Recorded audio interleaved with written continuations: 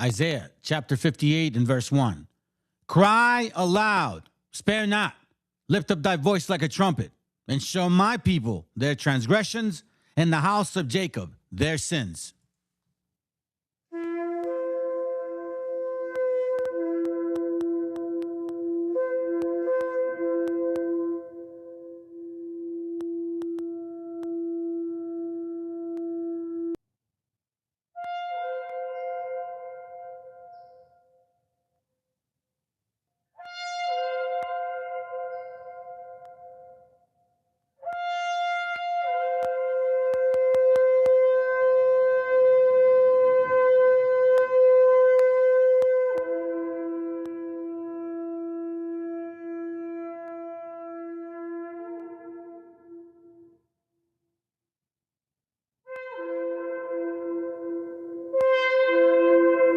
Copyright disclaimer. This content does not belong to Bible Chronicles or claim this intellectual property. The content provided today has and always will belong to the content owner. Bible Chronicles does not have any affiliation with the owner of this property. As mentioned, Bible Chronicles did not intend to make use of any material for the purpose of harvesting gain. However, Title 17 of United States copyright law states material and use can only be done when it's for theological or general educational purposes, and thus Bible Chronicles believes that this principal material falls under fair use, which honors protection under Section 107 of the same U.S. copyright law.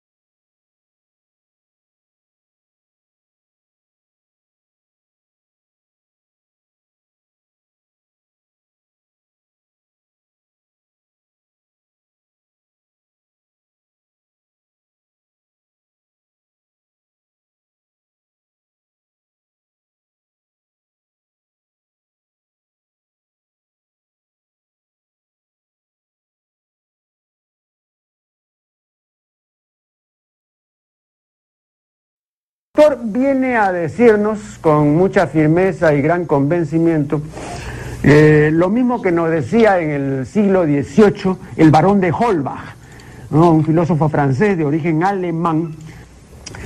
Si nos remontamos al comienzo, entonces hallaremos que la ignorancia y el temor crearon a los dioses. La fantasía, el entusiasmo o el engaño los adornaron o desfiguraron. La debilidad les rinde culto, la credulidad los conserva, la costumbre los respeta y la tiranía los apoya para que la ceguera de los hombres sirva a sus propios intereses.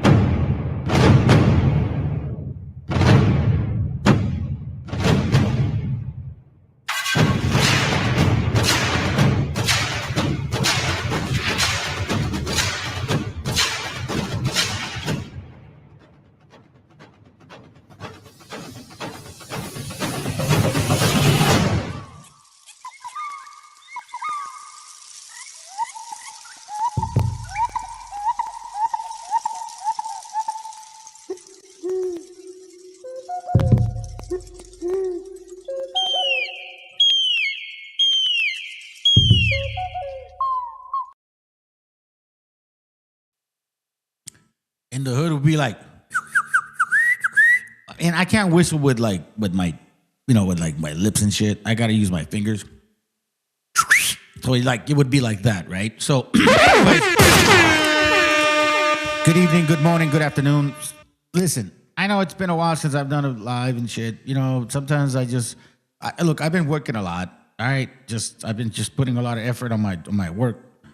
I'm trying to like, I have a goal in my mind, and like you got to, it starts here.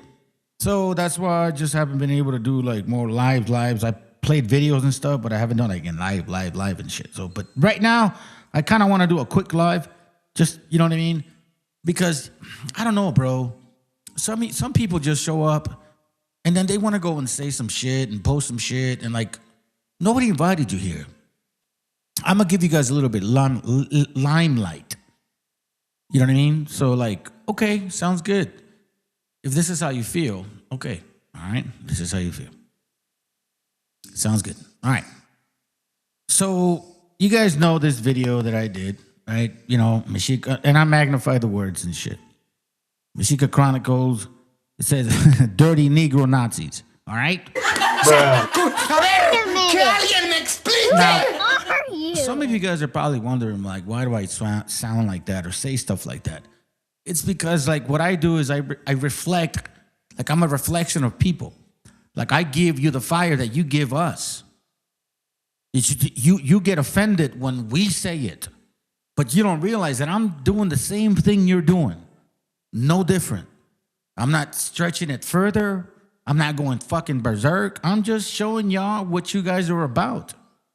Dirty Negro Nazis. Because you would be calling white folks dirty white Nazis. Like, how dirty mentality-wise can you be, or spiritually? I mean, you're black, right? Negro, black, right? I'm not creating anything different. And Nazi mentality. Because, like, if you heard this lady say what she said, like, matter of fact, like, I'll let it play, but we're here not to hear this video. We're here to read the shit that was said, like the comments, because I think it's important, because I want you guys to understand exactly like where people come from. Okay? So let's listen to this real quick, all right? And let's go. Happy-headed fucking ugly bitch who has not washed her hair for like 4 or 5 days tells this other girl who washes her hair almost every day that she don't even have the right to sit next to her. may be like, oh, what a nasty bastard. Wait, hold on a second. Are you not listening to the shit that this woman is saying to this woman? Like, she's disgusted by this like indigenous or Latino or Hispanic woman, whatever you want to call her. This negra is disgusted by sitting next to her. It's not the sister over here disgusted by her. She's saying she is disgusted like vermin. Like vermin. Do you understand what I mean? But yeah, we got people here that all of a sudden they get fucking offended. Hold on. This is not I'm not showing this video again. There's a point why I'm bringing this up. Because she's too nappy. Too nappy and dirty. Maybe that's what it is. See what I mean? Like, is that the only way I'm going to get attention from y'all motherfuckers? You see, when I say racist shit, you guys are like, oh my God, he's racist. But you don't see the racist shit that they're saying to us. Until we say it to you. Nappy, dirty Negro. Telling our sisters she don't have the right to sit around your nappy, dirty-headed Negro ass that you haven't watched in like 5 fucking days. From what I understand, you guys watch that shit once a month. Now, that's extreme. I may be wrong, but you let me know. Sit around me, you understand that shit? You don't deserve nothing out this you dirty. So as you can see that in the video, I was matching the intensity of my talk the same way that intensity of that woman is being said in that video. Okay? But that's irrelevant. Apparently, like, that shit just passes over people. I made it clear initially in this class, like, yo, listen, I'm just gonna be pointing out some shit that you guys ain't probably gonna like, but I want to make sure that you know that I'm very fucking neutral. I'm neutral, man. I'm a just man. I see shit the way it is. I look at it fairly. Even my kids know that shit. Even my kids hate that about me. Because I'm fucking fair. I'm fair with the way I see shit. This right here, all of a sudden, y'all get offended because of the energy. Dirty, uneducated bitch. You Yeah. A nappy, dirty-headed Negro who has not showered in like a month tells our sister, here, I'll let her say it again. You don't deserve to be around me. I'm being respectful. You don't deserve to be around me.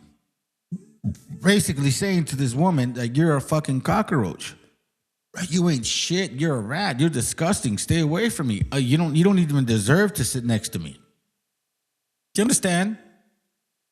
But see, a lot of you will only catch the other part, the fucking program mentality, without seeing the bigger picture. I'm actually, I said it, bro. I'm just using a fucking mirror. I want to see how you react to it. Because it is fucking painful and hurtful. Nobody wants to be talked like that to. Nobody deserves to be talked down to like that. What gives you the right to fucking do that? Like, I don't have the right to do that. But as I said before, when I apply the same tactics y'all motherfuckers use, all of a sudden is a problem. What? You dirty, you dirty, uneducated bitch. You. It's like, you dirty, uneducated bitch. Why? Because the way she looks? Let's continue. Dirty, uneducated bitch. But you call these Negroes nappy-headed, dirty bastards. Now you're the racist. That's my point. Now, here's exactly where I'm trying to get to, Pam. So, somebody was posting all kinds of shit here earlier. Like, and I don't mind. I really don't mind. But we have this individual here, right? Let's go to it real quick. Because when you have a channel and shit, and people post on your shit, you can go to their page. So this is the broad that posted shit on my channel. Okay? All right? Wonderlicious and shit. God knows what the fuck she's doing. So obviously, I can already tell based on this picture, like, I already know where the fuck this is going. I already know it. How many times have we not seen it? How many times have people not showed up to this channel and started saying all kinds of milk shit or so-called, giving us so-called understanding of what they're supposedly saying. Hold on, let me go back. What the hell? I lost that shit or what? Hold on a second. What did I do with this?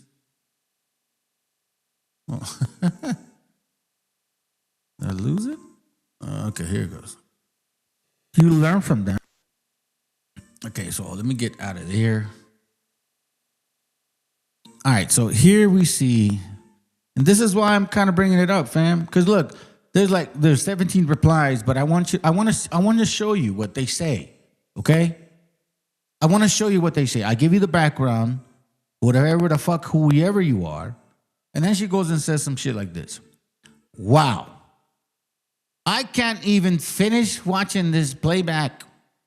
This is very disheartening to watch because it was a black person who put me onto your channel and enjoyed it when it popped on my feed, okay? Now, my mom was born in Cuba, all right?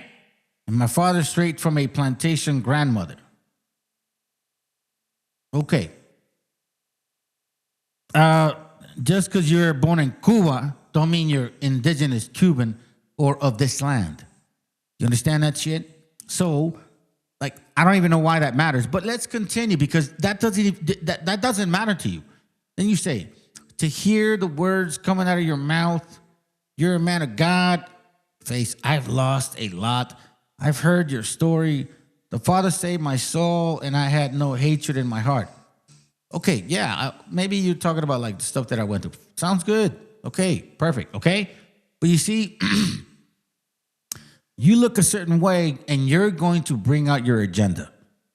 Now, I grew up listening to my Hispanic side filled with hatred. Here, you see this? A ver, que alguien me explique.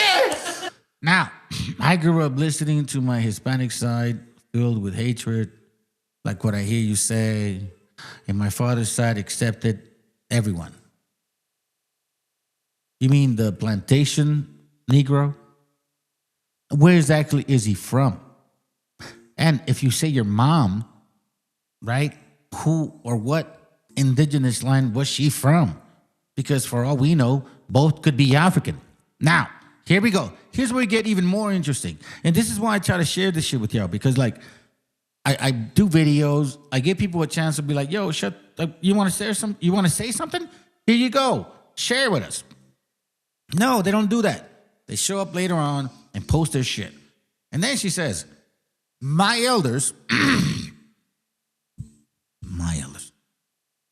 That's already a problem. But anyways, my elders would never post a montage of Hispanics disrespecting our race because we all have ignorance.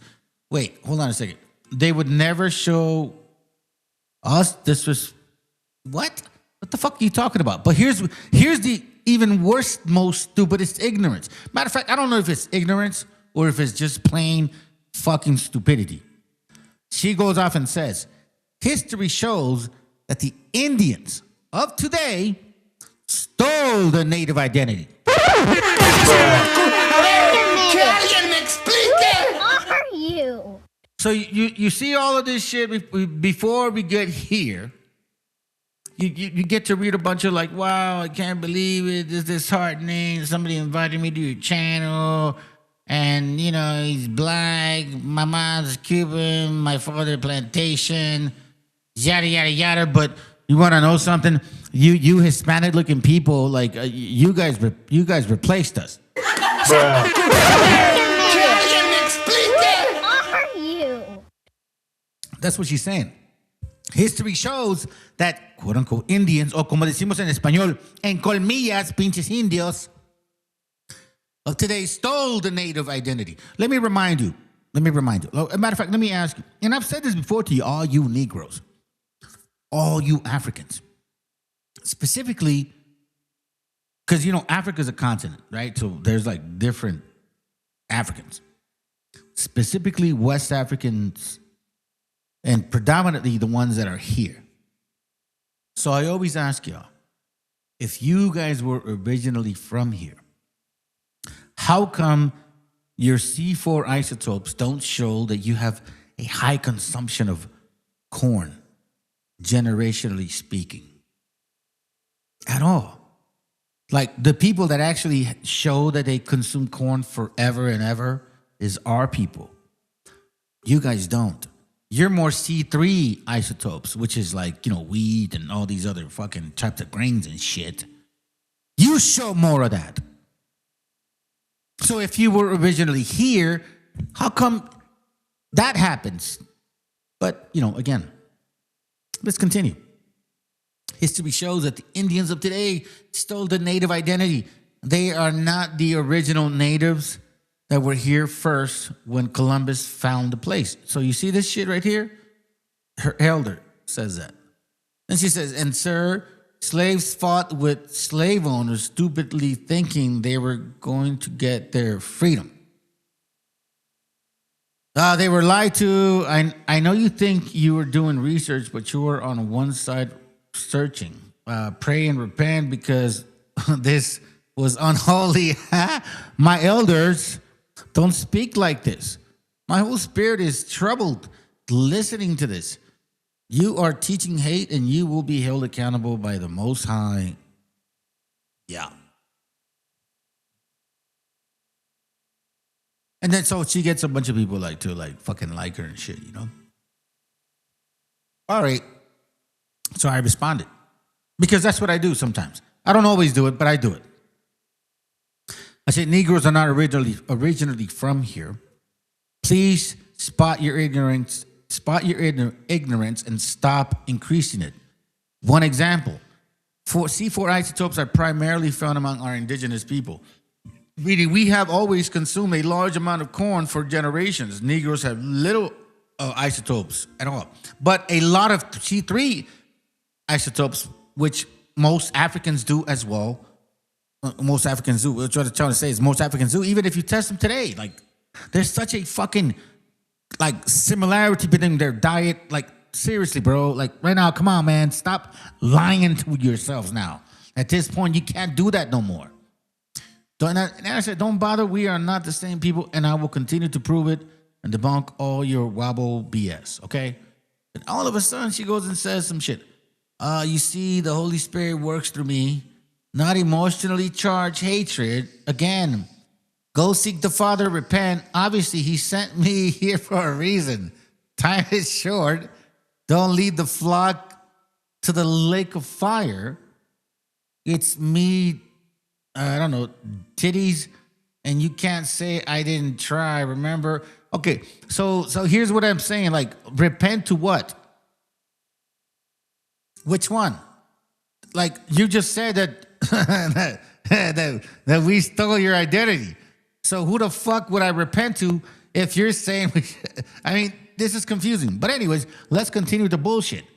Then she goes off and says, I don't know, even more. Okay, so again, talking points, I never brought it up. So I said, check your post. You claim to be Cuban, but not indigenous. You also said my people came after Africans. Did I read your post completely wrong? Right? So then she responds, what post are you referring to? My original post? I give her my background. I'm not African. Que alguien me explique. Who are you? She's like Cuban and an enslaved person. You see, I'm not African. Didn't claim to be African or speak on them. I said slaves thought they were fighting for their freedom. Again, did you read? This is fucking nuts. Did you read anything before responding, or you just came filled with emotions instead of a man of Yah? Arrogance is a sin, sir. Oh my God, this is crazy, right? So let's continue. Pray, repent, whatever, all that stupid shit. Okay, so then I said, your Negro God is not the creator. Keep praying to him and keep liking your own post to make your comments look relevant, right? So we're kind of going, I'm just taking you through this timeline. I don't know. I don't even know what this is all at this point, right? Then this is Revelation. Revelation. Here we go. Black Jesus. Black Jesus. Here we go. Revelation 1:14. How many times have we read this before? Seriously. What color is brass, sir? Brass is not copper. It's very yellow, dumbass. Whose hair is woolly? No, it's white as wool. You mean like the color of it? The blonde, blue-eyed? No, nobody's talking about that. Nobody said that's what it is. Who painted the picture? What do you mean? The same Negro picture you guys painted was part of the rainbow? No, nobody says that we agree with that. To go, really? Like, you see what I'm saying, fam? You see, this is what I'm talking about. Then this dumbass broad says, the people in the Bible are black, sir. Okay, sounds good. See, oh my God, dude. It's just crazy. It's the same fucking dumb BHI milk bullshit. This is why it gets so stupid. Look at this. Songs of Solomon. What do you mean? Okay, let's read it real quick. Matter of fact, now, you know what? Let me continue to show you some more stuff. Because people ain't liking it anyways. So it doesn't matter. What color was David? Rudy? Do you know what what color that is? Do you want to go into the actual concordance? Do you really want to know that? Rudy, that's not what it means. That's not what it actually means. Matter of fact, Genesis 2:7, when you're talking about like the actual, like, you know, like dirt, that's not even black at all. It's red.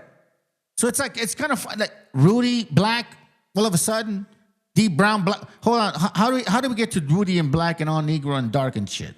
So then all of a sudden you say reddish, copper color. Now where the hell do you get all of that stuff? Who taught you this nonsense? Black, like this, and this is what I said to this simpleton. I'm like, dude, this is the milk stuff that they teach you. This is what they give you all the time. So then again, she goes and says this. I was going to leave you really thinking you're funny with anyways, I'm going to keep it very class. Hamashiach, like MESHIACHA, like, you know what I'm saying? He's a perfect man. Do you really think he would have hair that bugs can live in? What race doesn't get lice? Well, I mean, we can basically say you fucking dumbasses are, you know, lactose intolerant. I mean, it's like, you're going to really go there? You're going to really go there? What race doesn't get lice? Well, you guys are lactose intolerant for the most part. So you can't, you know, you can't drink milk. You can't eat cheese. Like, what are you talking about? And that's the funny part. It's like, this is where I like the fact that you guys are just racist as fuck, acting nicely, you know? It's like, do you really think we have hair that can get bugs? You see that? This is no different than eugenics. You see, the way that you think you're Hebrews is through a eugenic concept. You think you're superior in every fucking way. And guess what? In case you haven't read the Bible, let me remind you. Sometimes I always wonder if you guys really do read this book. You run to certain things that maybe can apply to you. But for the most part, it doesn't. There's no folklore in your history. There's no diet in your history that says you're the Israelites. I mean, if you really go through the curses with me, I would show you how you guys don't fit them at all. The Most High didn't pick the Israelites because they were the fastest, strongest, bestest at everything, or blackest, or nappiest, or fucking whatever. He chose them because they were the weakest. Deuteronomy 4:38 says to drive out nations from before the greater and mightier than thou art, to bring thee in, to give thee their land for an inheritance as it is this day. Now, in case you guys don't know this, he also talks about the Hamites being mightier and more powerful. And you see, you Africans know that you're Hamitic looking. You may not want to be Hamitic, but you look Hamitic. So then that must seem to me and show to me that y'all were mixing with them if you think you ain't Hamitic. But you don't want to know something that you guys always run from and always sometimes mention? Jubilees. You motherfuckers always run from Jubilees but mention Jubilees. Run from Jubilees and mention Jubilees. Even in your Ethiopian Bible, Jubilees is in there. And you know what Jubilee says? That Canaanites were supposed to come from West fucking Africa.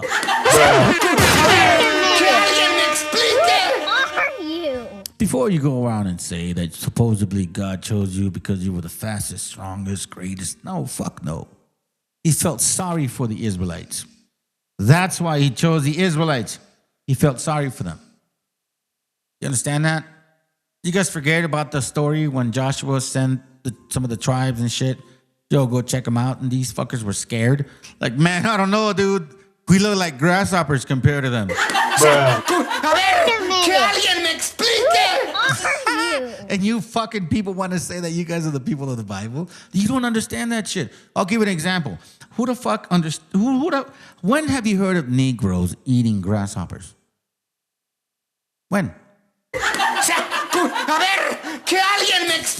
When have you heard of Negros, African Americans or any fucking African eating grasshoppers?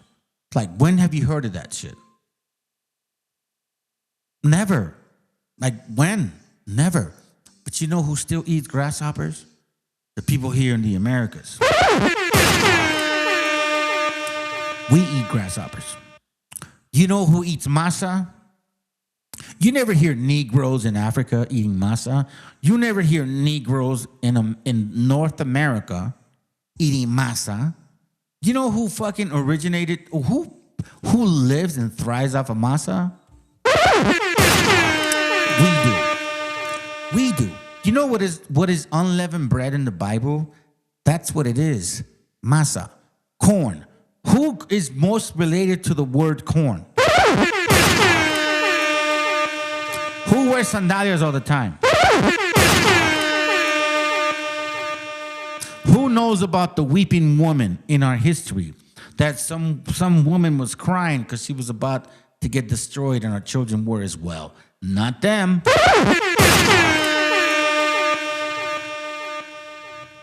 Who has similar language to some of the translations that we hear from, concordance, making, or at least trying to make sense as to what words sounded like from that time to this time? Remember the word Balaam Akab, which means Lord Jacob? How many people have written about our people having migrations and comparing us to those people?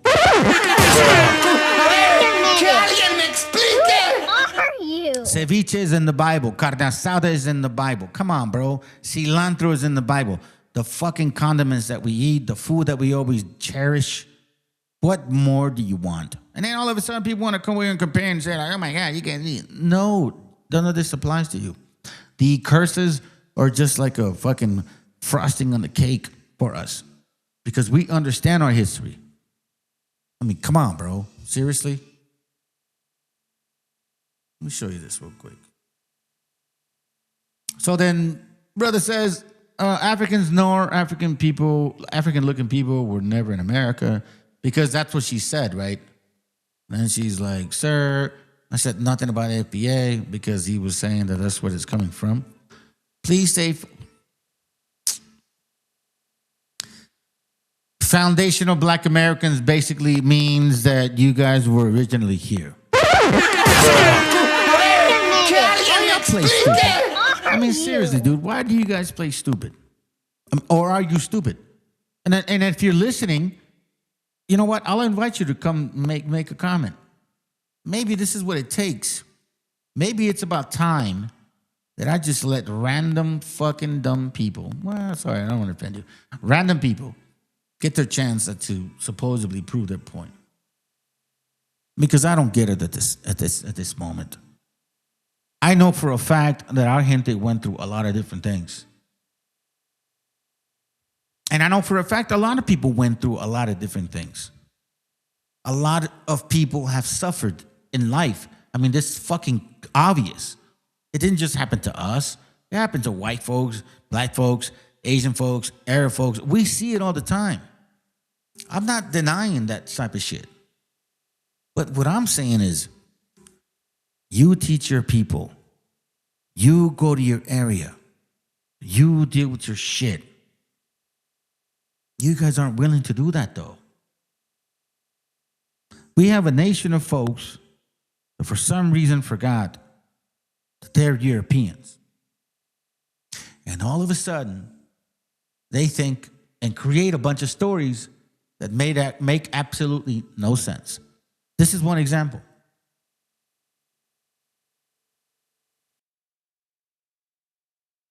You've been taught is all a big lie. Boy, oh boy, nothing more credible than a Joe Rogan AI conspiracy video. What a way to start off my MLK day. This video is talking about Tartaria, a supposed country that existed in Asia thousands of years ago that had technology beyond our wildest dreams, and they could pull energy from the atmosphere, and they're the reason that the pyramids were built, because of course they are. So you want to know what Tartaria actually was? Well, it wasn't a country. Despite showing up on a bunch of old maps, it wasn't a thing. You know why? Because it's the equivalent of here be dragons. Back in ye olden days, when dudes were making maps in Europe, if there was a section of ocean that hadn't been explored, you would just say there were fucking dragons there, because that's easier than actually exploring it. That's how Tartaria works. Asia's a big place, and Europeans didn't really know about most of it.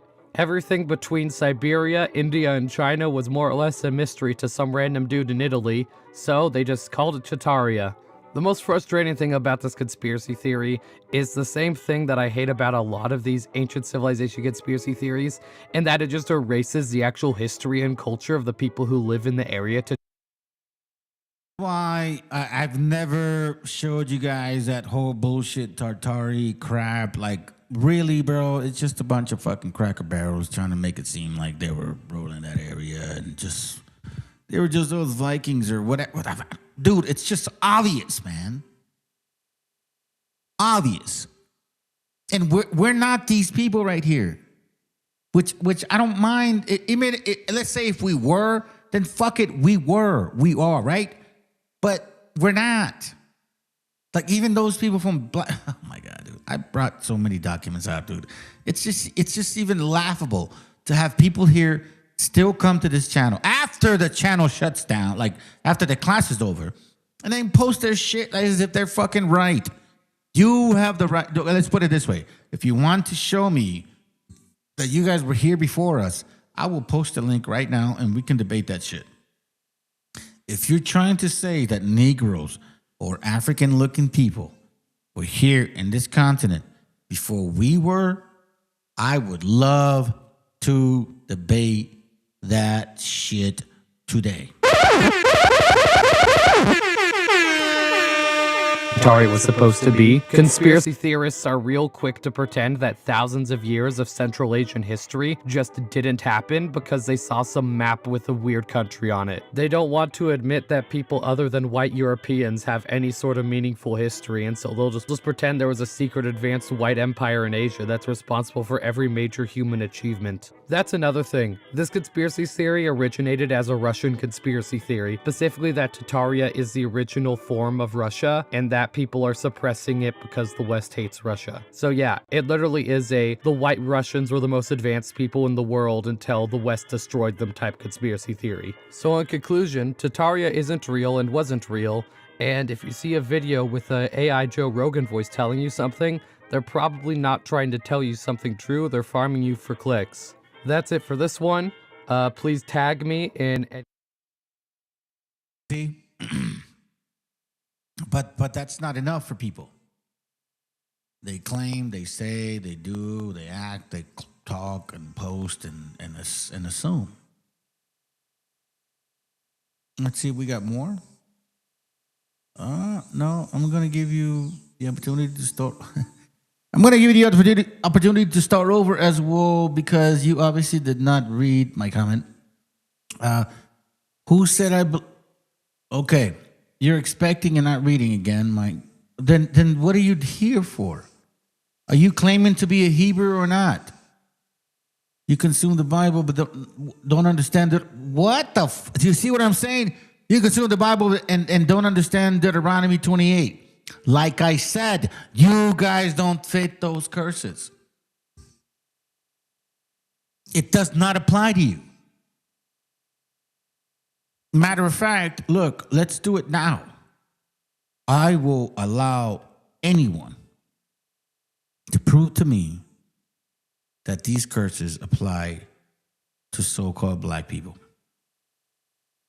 Deuteronomy 28. I'll give you an opportunity respectfully so you can prove it to us. Today, right now, no bullshit. Matter of fact, I'll even invite somebody else to they could even if you think I'm not going to be neutral, I'll invite someone to be neutral for us. Seriously. Because as far as I know, as much as I read, all of these things that you could read about from Deuteronomy 28:15.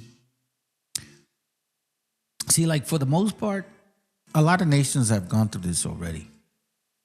So you can even exclude these verses. No disrespect, but what I mean is many nations have been cursed. Many nations have been, robbed out of the stores. Many nations have gone through these things. So you can apply these curses to many nations. That's what I'm saying. You know what I mean? So let's just say that, I'm not saying these don't count, but let's skip these for a moment. And then we get into the nitty-gritty shit. And see, this is what I'm talking about. When we get into the detail of this actual book, this actual chapter, nobody wants to talk about it. Everybody is scared now. Come on. You come to the channel, you post some shit. You say supposedly your elder, well, tell your elder to come over here and defend your fucking cause or defend your theology or whatever theosophical fucking concept you guys think you believe in. I'm going to show you how you're so far from the idea of it. You guys come over here and say oh my God, Revelation 1:14. Okay, sounds good. David had straight goat hair, bro. So did Solomon. And in Songs of Solomon, by the way, that's not Solomon. That's a chick.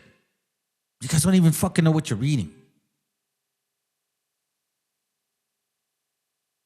I mean, at what point are we going to stop? Or are we going to, where, when? Okay, a matter of fact, I'm going to show you this real quick because I love this video, man.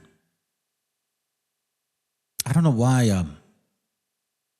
I'm glad I recorded it. Check it out.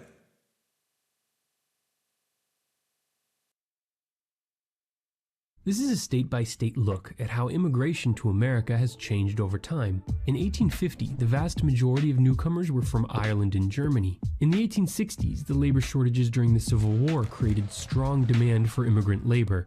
1870 saw Mexico become the top country of origin in much of the Southwest, while British immigrants preferred the Rocky Mountain territories.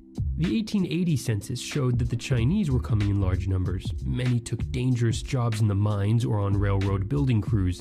For the next century, immigrants from Canada crossing the southern border would be the largest group settling in many of the northernmost American states. In 1882, the Chinese Exclusion Act blocked the arrival of large numbers of Asian immigrants for much of the next century. Unfortunately, the overall microdata for the 1890 census were destroyed in a 1921 fire at the Department of Commerce.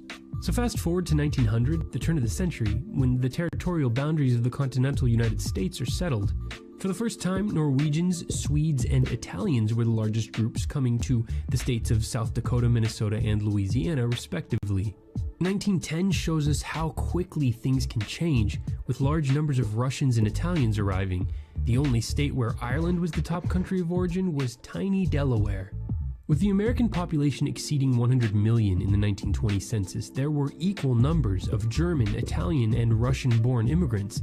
Many had fled Europe to escape the horrors of World War I.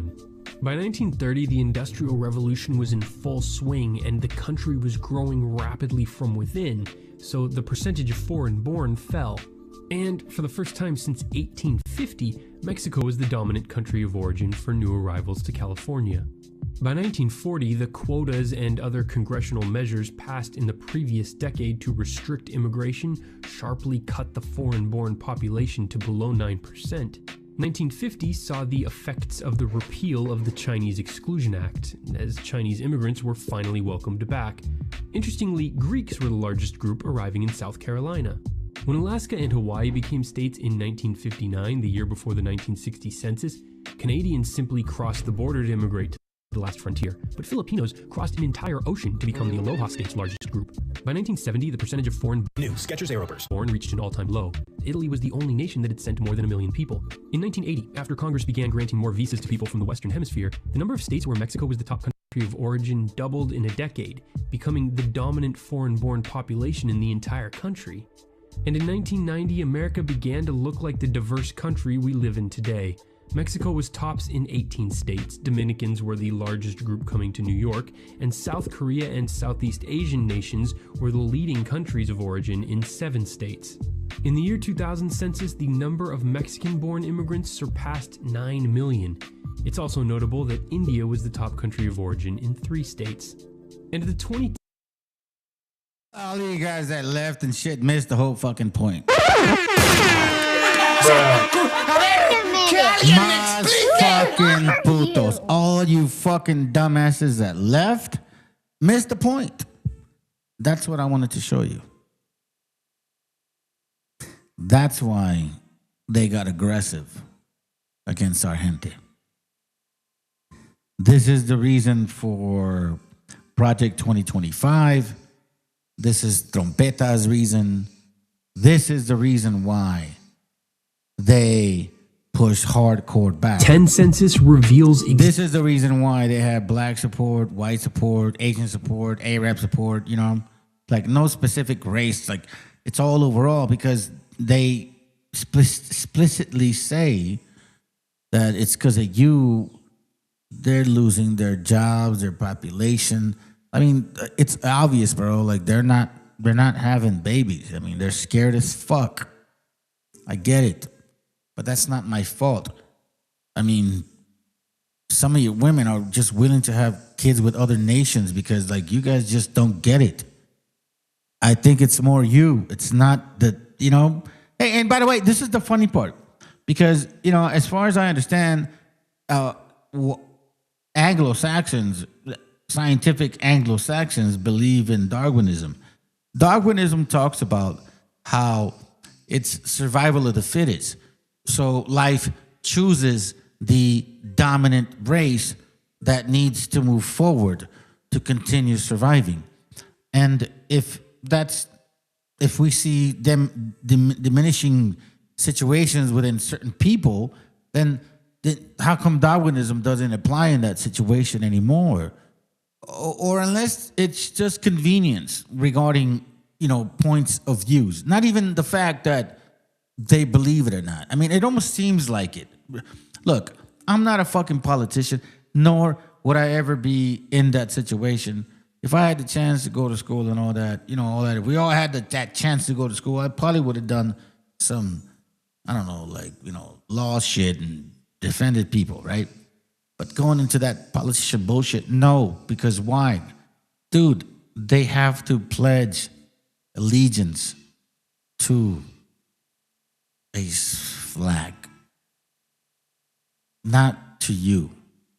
Do you understand what I mean? Like, they don't say to you, hey guys, you voted for me, I pledge allegiance to my community, to the united community of like whatever. No, they fucking say I pledge allegiance to that flag, not you. Come on, bro. Exactly why America is quickly becoming so diverse. Only 5 states, all of them bordering Canada, received the most immigrants from a majority white country.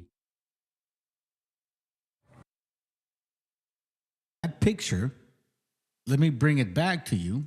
That picture is scary as fuck to a lot of gringos. Mexico. Basically, Mexicans, you Mexicans are all over this fucking place, bro. Mexicans are all over this place. I truly believe that this population, right, and supposedly that we are very minuscule. Nah, bro, we're a very good fucking portion of it. Way beyond than what you think. Remember, the scriptures talk about that stuff too. By the way, in case you believe in that, I believe in it. I don't know if you do, but I do. Here we see exactly the constant reminder.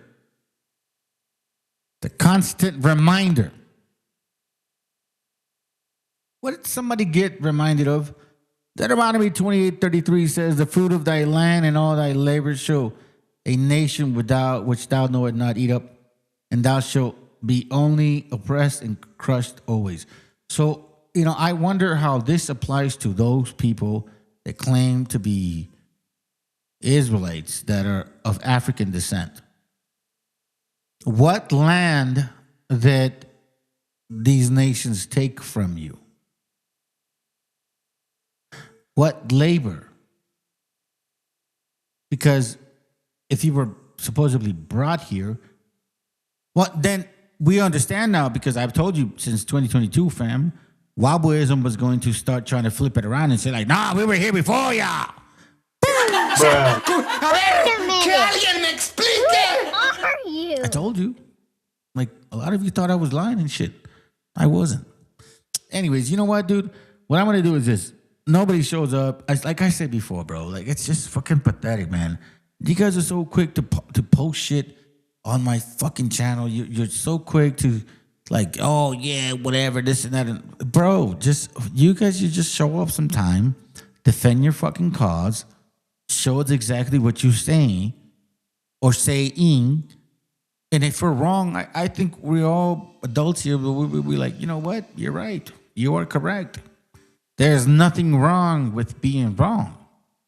But none of you will show up because you know that a lot of you are wrong. Very wrong.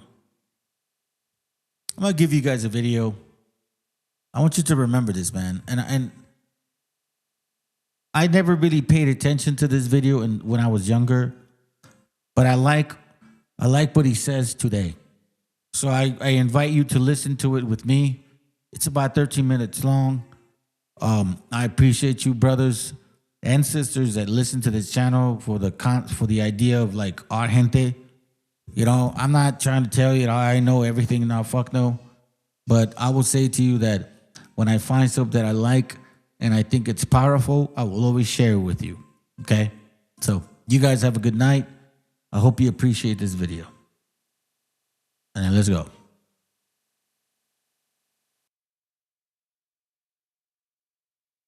Hamatakupe, Mima Lakota. Imagina how a king is it yours by Kile Hesapa King. Lilawakan. Mitaki ate Tashunka Witko Tioshpai.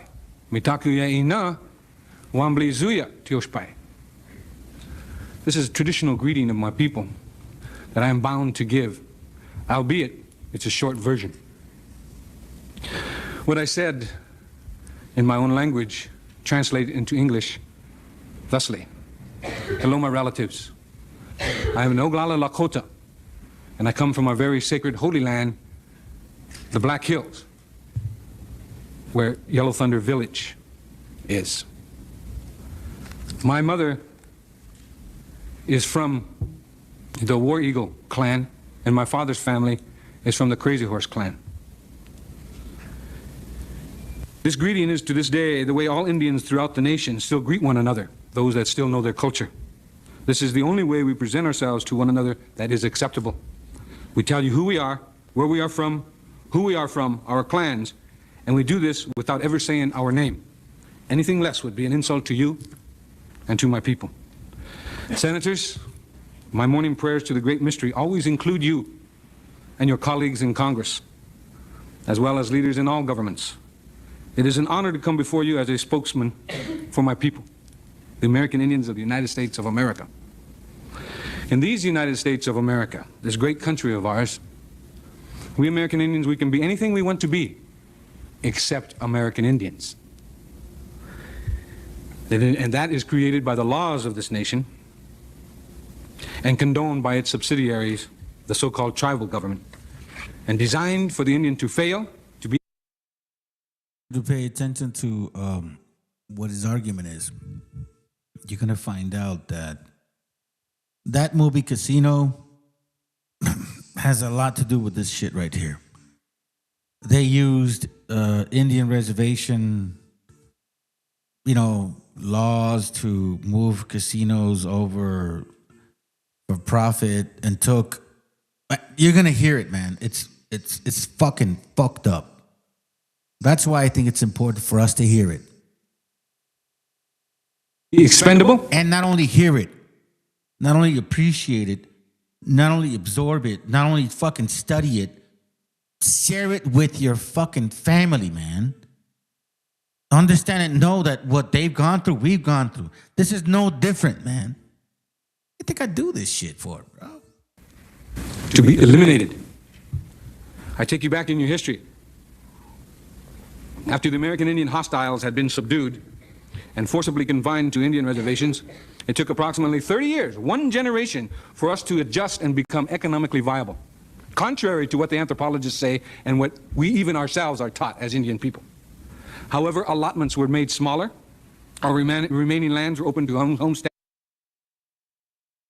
To summarize, the gente is getting moved over, all right? So they're like being forced to move over and adjust to situations, and they're like, no, we can get it, we got it. And within the short time, they were like self-sustaining, okay? Let's go. And we were forced into reducing our livestock. Nevertheless, we made the adjustment again in less than half the aforementioned time, 15 years, and become economically self-sufficient again. But once again, the American... Not economically self-sufficient again. That means they were, managing their lands, running their cattle.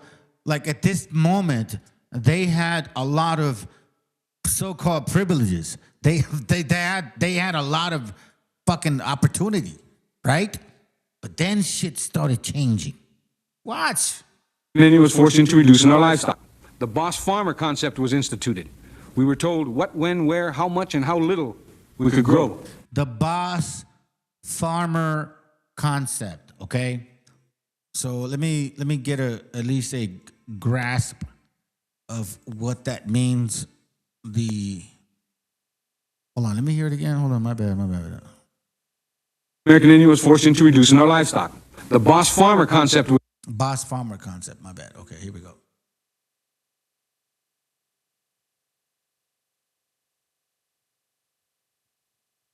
The boss farmer concept. It doesn't.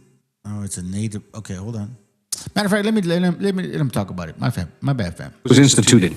We were told what, when, where, how much, and how little we could grow. This applied to agriculture and our livestock.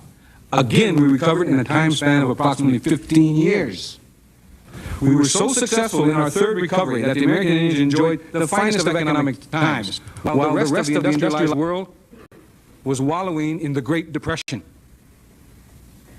It was then that President Roosevelt introduced the Howard Wheeler Act, better known as the Indian Reorganization Act, the IRA, which institutionalized the so-called tribal governments. Thank you. Sorry, my bad. I just want to show this to you so you guys can understand at least a little bit. I'm not trying to, mislead anything or anything like that. He's talking about this right here. 1934, President Franklin Roosevelt signs the Indian Reorganization Act. President Franklin Roosevelt signs the Wheeler-Howard Act, better known as the Indian Reorganization Act, which pushes tribal governments to adopt U.S.-style governance. Oh, my God. This is fucking the worst. Yeah, that's the worst. And we're going to see an example of it. Let's continue. Which are not one of our institutions, and it is still foreign to us. Told you, which is not one of the institutions.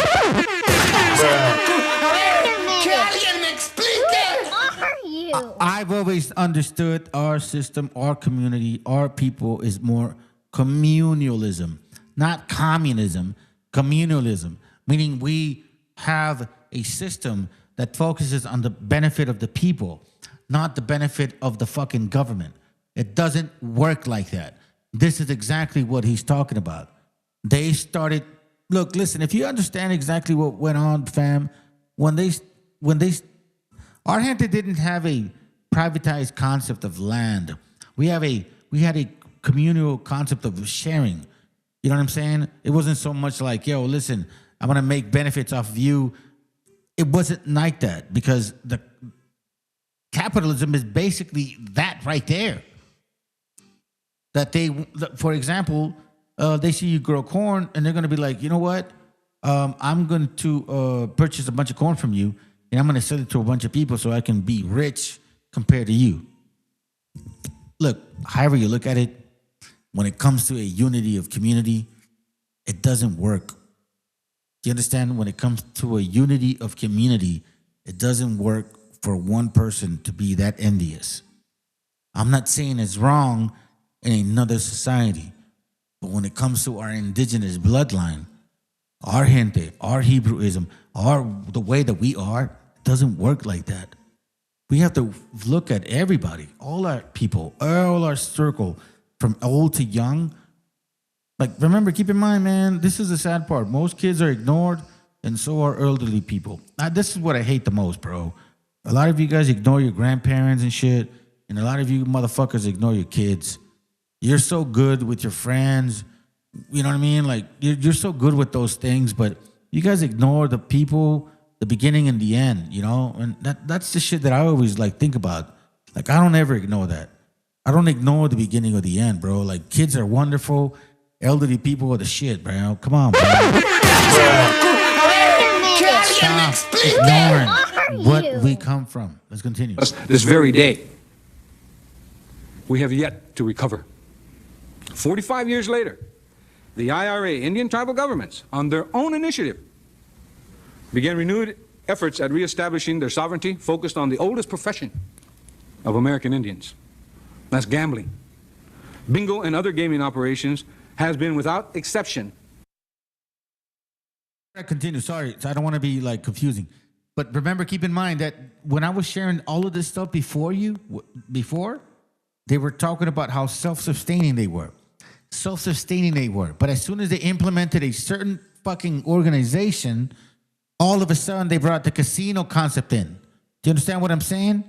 So just follow real quick, okay?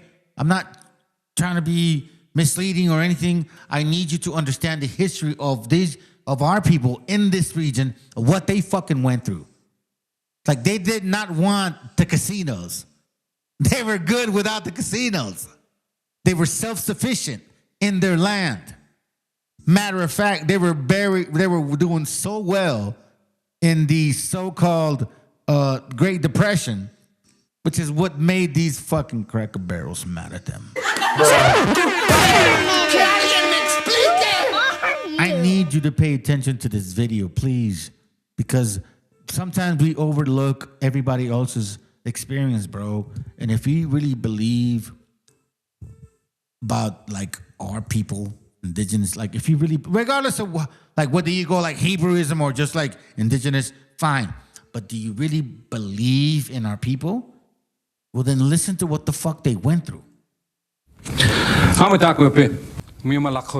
Imagina hão aqui existe hoje pai que lhe recebe aqui lilo wakan mitaki ye ate tashunka witko tios pai mitaki ye ina wambli zuya tios pai. This is a traditional greeting of my people that I am bound to give, albeit it's a short version. What I said in my own language translate into English thusly. Hello, my relatives.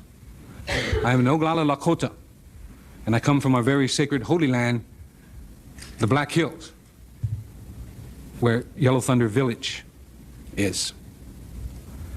My mother is from the War Eagle clan, and my father's family is from the Crazy Horse clan. This greeting is to this day the way all Indians throughout the nation still greet one another, those that still know their culture. This is the only way we present ourselves to one another that is acceptable. We tell you who we are, where we are from, who we are from, our clans, and we do this without ever saying our name. Anything less would be an insult to you and to my people.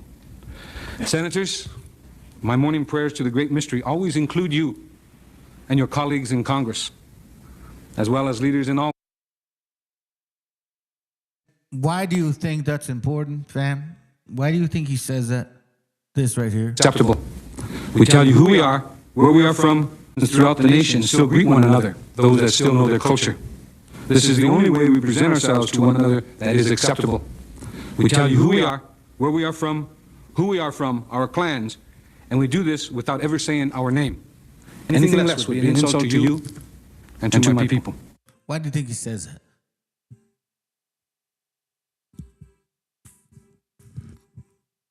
Because you appreciate your heritage.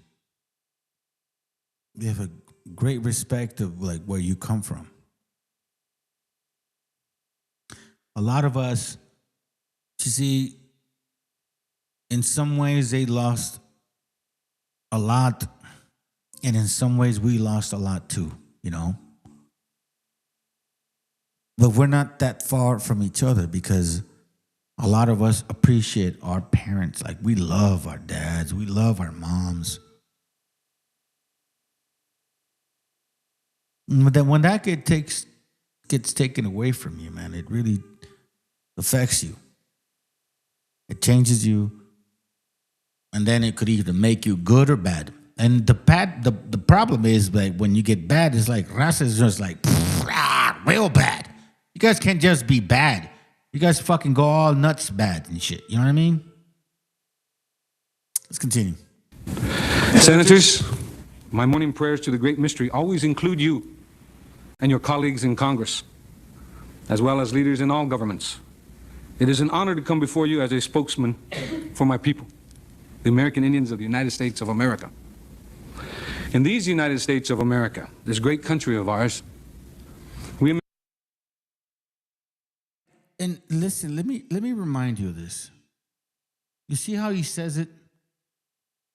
The American Indians of the United States of America. The American Indians of the United States of America. That is you and I. Remember, keep in mind, in 1848, and then before that shit, they started putting lines between ourselves. We understand what I mean? In 1848, Texas was not part of them. Hear this again. from who we are from, our clans, and we do this without ever saying our name. Anything less would be an insult to you and to my people.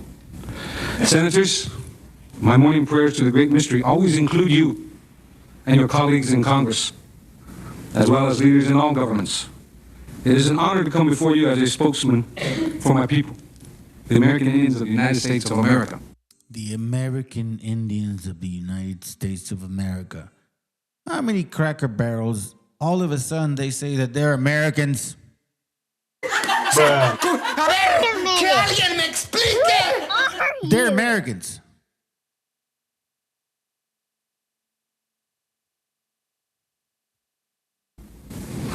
In these United States of America, this great country of ours, we American Indians, we can be anything we want to be, except American Indians. And that is created by the laws of this nation and condoned by its subsidiaries, the so-called tribal government, and designed for the Indian to fail, to be expendable, to be eliminated. I take you back in your history. After the American Indian hostiles had been subdued and forcibly confined to Indian reservations, it took approximately 30 years, one generation, for us to adjust and become economically viable, contrary to what the anthropologists say and what we even ourselves are taught as Indian people. However, allotments were made smaller, our remaining lands were open to homesteading, and we were forced into reducing our livestock. Nevertheless, we made the adjustment again in less than half the aforementioned time, 15 years, and become economically self-sufficient again. Does that make sense in regards to what we have been talking about for a long time on this channel? We have been self-sufficient forever. We have never needed of them at all. At all. I want you to focus on exactly what he says in the next 5 minutes because that's so important. This is when you start seeing where they're like diminishing of a nation started getting taken advantage of. But once again, the American Indian was forced into reducing our livestock. The boss farmer concept was instituted. We were told what, when, where, how much, and how little we could grow. This applied to agriculture and our livestock. Again, we recovered in a time span of approximately 15 years. We were so successful in our third recovery that the American Indians enjoyed the finest of economic times, while the rest of the industrialized world was wallowing in the Great Depression. Hear that? While you guys were walloping in the mind, Native brothers were like, we're good, bro. In our third recovery that the American Indians enjoyed the finest of economic times, while the rest of the industrialized world was wallowing in the Great Depression. You think Edomites or Cracker Barrels would liked it? Fuck no. That's why they came after y'all. And this is where it gets real sad, man. Like it's almost like, okay, we don't want to help you. We don't want you around us, but we also don't want you to prosper more than us. Hold on a second. What the fuck do you mean? Well, what I mean is this. I like you as a neighbor, okay? You have a nice house, but I have a nicer house. And I want to make sure that you never have a nicer house and I have a nicer house. And you're like, no, fuck no, bro. I'm going to have a fucking house regardless of what you think of what I want. I'm not trying to measure up to your shit because I'm not insecure, motherfucker. I just want what I want. No, this is the way they work. They will let you hang out with them as long as you're less than them. But the moment that you want to be better than them in their environment, that's when it becomes a problem. This is not just the fucking reason for voting. This is not just a vote. It's not just left and right. It's not Republicans.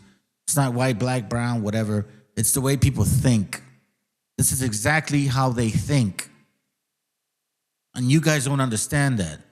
And this is why I share these videos, because I know for a fact that the indigenous people of this land do not have that fucking stupid divisional mindset.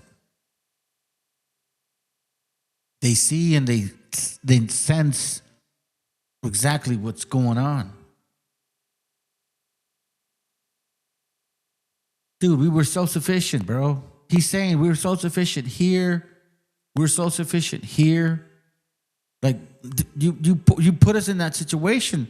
Okay, fine, we'll do it. They made it work. We were self-sufficient. You didn't like it. We were self-sufficient. And I'll say we. I wasn't there, but you know what I mean? I can say it now. When you guys were in depression and you didn't like it. You told us to be self-sufficient, to not depend on you. It's like that. I don't know, bro. It's weird, man. I'm going to tell you. I'm going to say it. If you want to learn how the white man thinks, you have to learn about psychopaths. Like Jeffrey Dahmer, Ted Bundy, all of that shit. I'm telling you.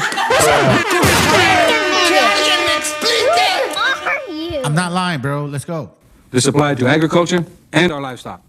Again, we recovered in a time span of approximately 15 years. We were so successful in our third recovery that the American Indians enjoyed the finest of economic times, while the rest of the industrialized world was wallowing in the Great Depression. It was then that President Roosevelt introduced the Howard Wheeler Act, better known as the Indian Reorganization Act, the IRA, which institutionalized the so-called tribal governments, which are... See that? Right after that, the fucking president, right? What does he do? Check this out. I want you to learn this. I'm not going to let this slip you by because I did not know this. And I think it's important if you care about your gente. Oh, I'm indigenous. Listen to this.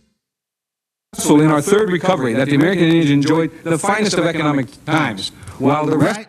Economic times, they fucking thrived. What happens with... Remember, keep in mind of those jealous people, bro. You know, jealous people, when you thrive, what is the next step they're gonna do? Right after you thrive, they're gonna fucking hate on you. How many people have hated on us, fam? And who has hated on us, fam? It's not a lie. Of the industrialized world was wallowing in the Great Depression. It was then that President Roosevelt introduced the Howard Wheeler Act. See, it was right after that Howard Wheeler Act. Now, I'm not gonna dig into it. You should dig into it. You should dig into it. The Howard Wheeler Act. Right after that, what happened? Because they didn't like the profiting, the benefits, the enjoyment of our people. They fucking hated the fact that they were doing so good. Better known as the Indian Reorganization Act, the IRA, which The IRA, check this out. institutionalized the so-called tribal governments, which are... Which institutionalized the tribal government, which means they put all the tribal governments together and shit and made them in a group. Listen. Not one of our institutions. And right? Here we go. Not one of those institutions. Here we go. And it's still foreign to us this very day. Very foreign to them. That's not what they agreed to. But listen to this again. Depression. It was then that President Roosevelt introduced the Howard Wheeler Act. So after you brothers and sisters, indigenous, in 1920, 30, 40 and shit, sorry about that, 40 around that time, you guys were having a good time, these bastards fucking attacked you, okay? They attacked you because they were jealous. They were attacking you when they were jealous, even though they're the ones that said, we're not gonna take care of you.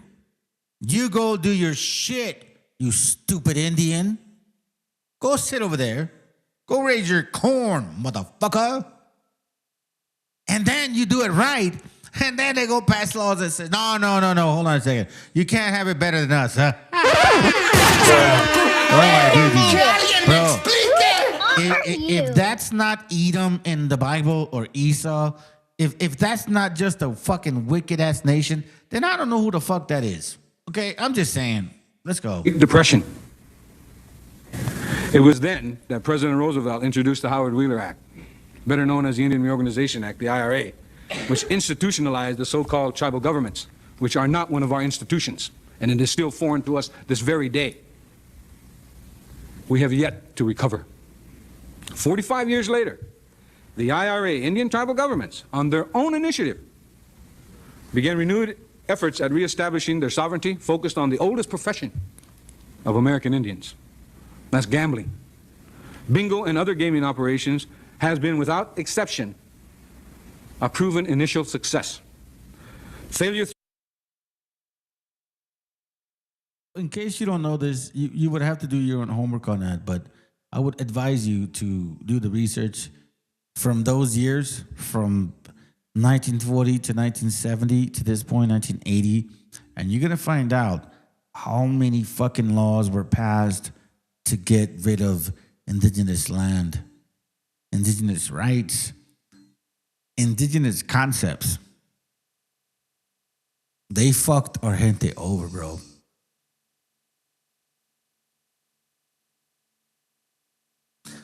So I always advise people, man, like if you really care about your gente, you have to learn about them too, you know what I'm saying? It's kind of like this. Look, you guys that are parents, you need to listen to your kids, or you're going to lose them. Through mismanagement, politics, or litigation has been less than 15%, showing a better than 85% success rate. The new Indian-sponsored gaming industry on reservations dwarfed success ratios of any and all other non-Indian industries in America. Gaming operations have proven to benefit the revenue gathering of all governments, be they county, state, or Indian reservation.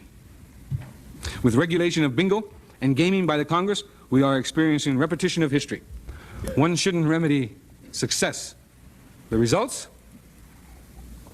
The United States government, through Congress, once again intervenes to regulate a proven success in violation of all basic and fundamental rules of economics and totally contrary to all the laws of capitalism. American Indians are human beings.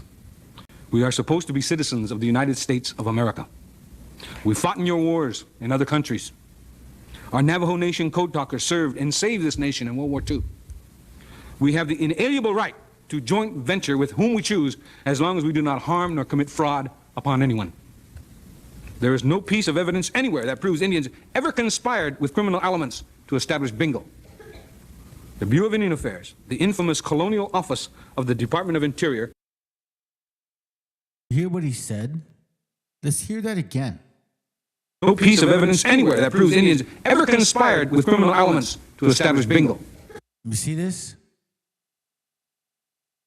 They never wanted bingo, bro. But you see, around this time, you started seeing investments moving forward, moving westward. And they needed to hide the money in some fucking space. They had to make reservations in somehow and create some way to gamble, or at least filter money through gambling. That was one of the ways. They use our people, our gente, once again, so they can benefit from gambling. I'm serious. Watch it. The Bureau of Indian Affairs, the infamous colonial office of the Department of Interior, and the initiator of sleaze in government, has been regulating contracting on Indian reservations since 1824. This fact alone should convince and teach every student of government that regulation of commerce and enterprise does not work. In fact, it only produces the opposite result. Graft and corruption is rampant to the contracting auspices of the BIA and its surrogate tribal government. Indian front contractors bid for and receive government contracts only to proceed to build shoddy, dangerous bridges, buildings, schools, roads, and dams. The Indian is the scapegoat when there is a failure and is always the one indicted. Contracting on reservations has proven historically to breed and feed corruption within the BIA and now the tribal governments. Within the past 2 years, I personally have attempted to assist 7 Indian reservations located in the Southwest, the Northwest, and the Northern Plains to no avail. The investors I represented were from various groups interested in establishing banks, resorts, Indian-owned public relation firms, factories, fishing ports, and international trade. Do you hear that? They were not interested in the well-being of the people. They wanted profit, capitalism, slavery of the mind and the flesh, and be like, fuck you. But we're going to figure out a way to like take advantage of it. Listen to this shit. I mean, at what point are you guys not going to start waking the fuck up and realizing that you need to start studying this shit? You need to be smarter than what you think you are already. If you're listening to me today and you appreciate the shit that I've been sharing for a while, especially you brothers and sisters, come on, man. You should be educating your kids, preparing them, get them out of their fucking schools, homeschool them, get your shit right. Get them out of their schools, bro. If you can homeschool them, do it now. I'm telling you right now. Years, I personally have attempted to assist 7 Indian reservations located in the Southwest, the Northwest, and the Northern Plains to no avail. The investors I represented were from various groups interested in establishing banks, resorts, Indian-owned public relation firms, factories, fishing ports, and international trade. I now know that tribal governments do not want economic development unless graft is a major ingredient. The BIA is a major player in land leases being sold by petty bureaucrats for as meager an amount as $40. There is a scandal of monstrous proportions occurring in at least 2 Indian agencies, the BIA's branch of land operations and the branch of realty. I challenge this investigations committee to intricately go into the branches of realty and land operations. The BIA does not enforce its trust responsibility, quite to the contrary.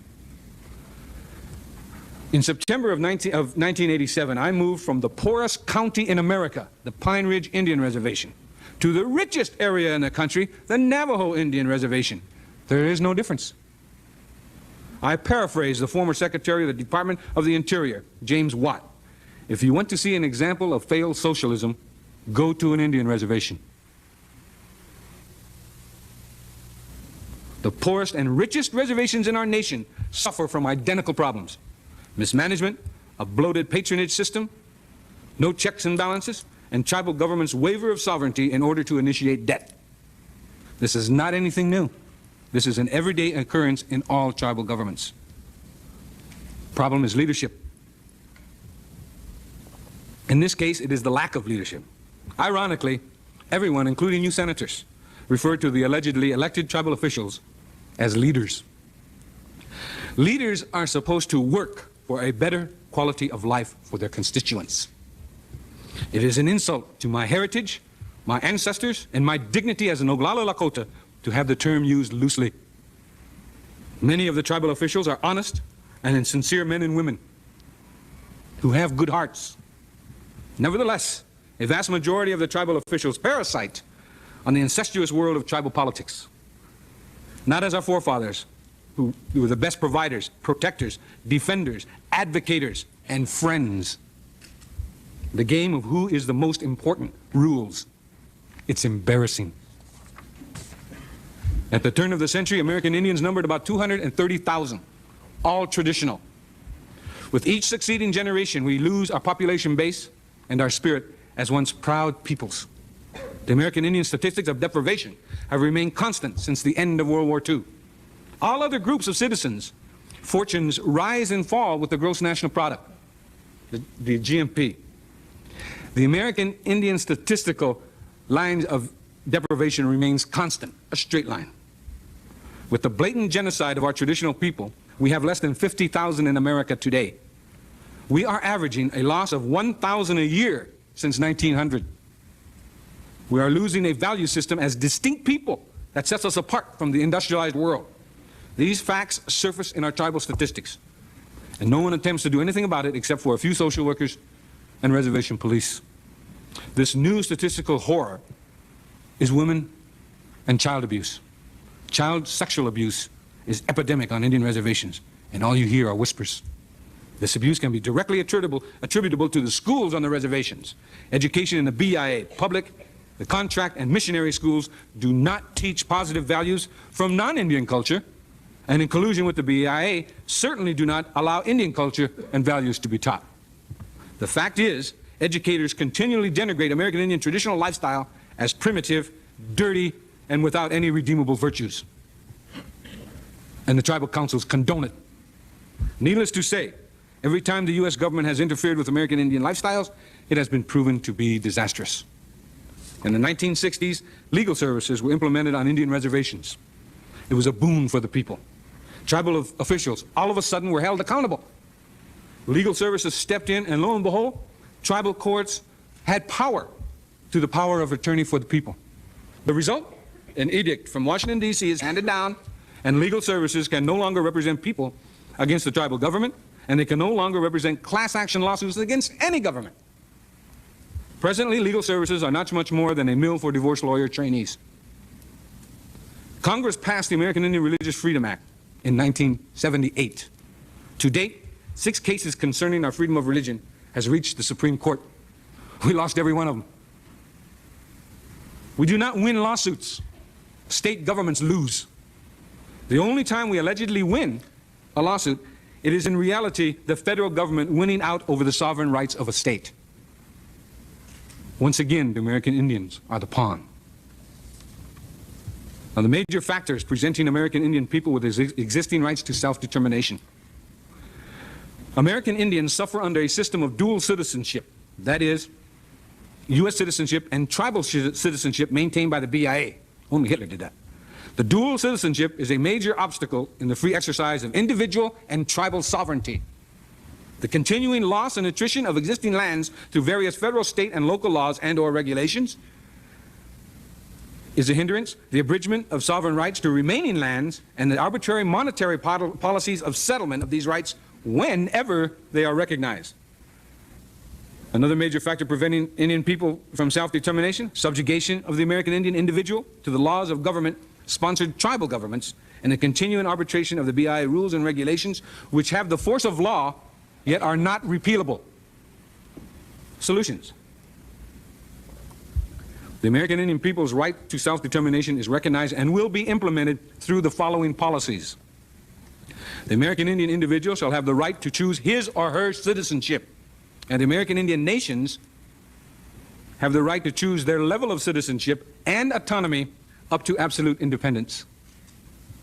The American Indian will have their just property rights restored, which include rights of easement, access, hunting, fishing, prayer, and water.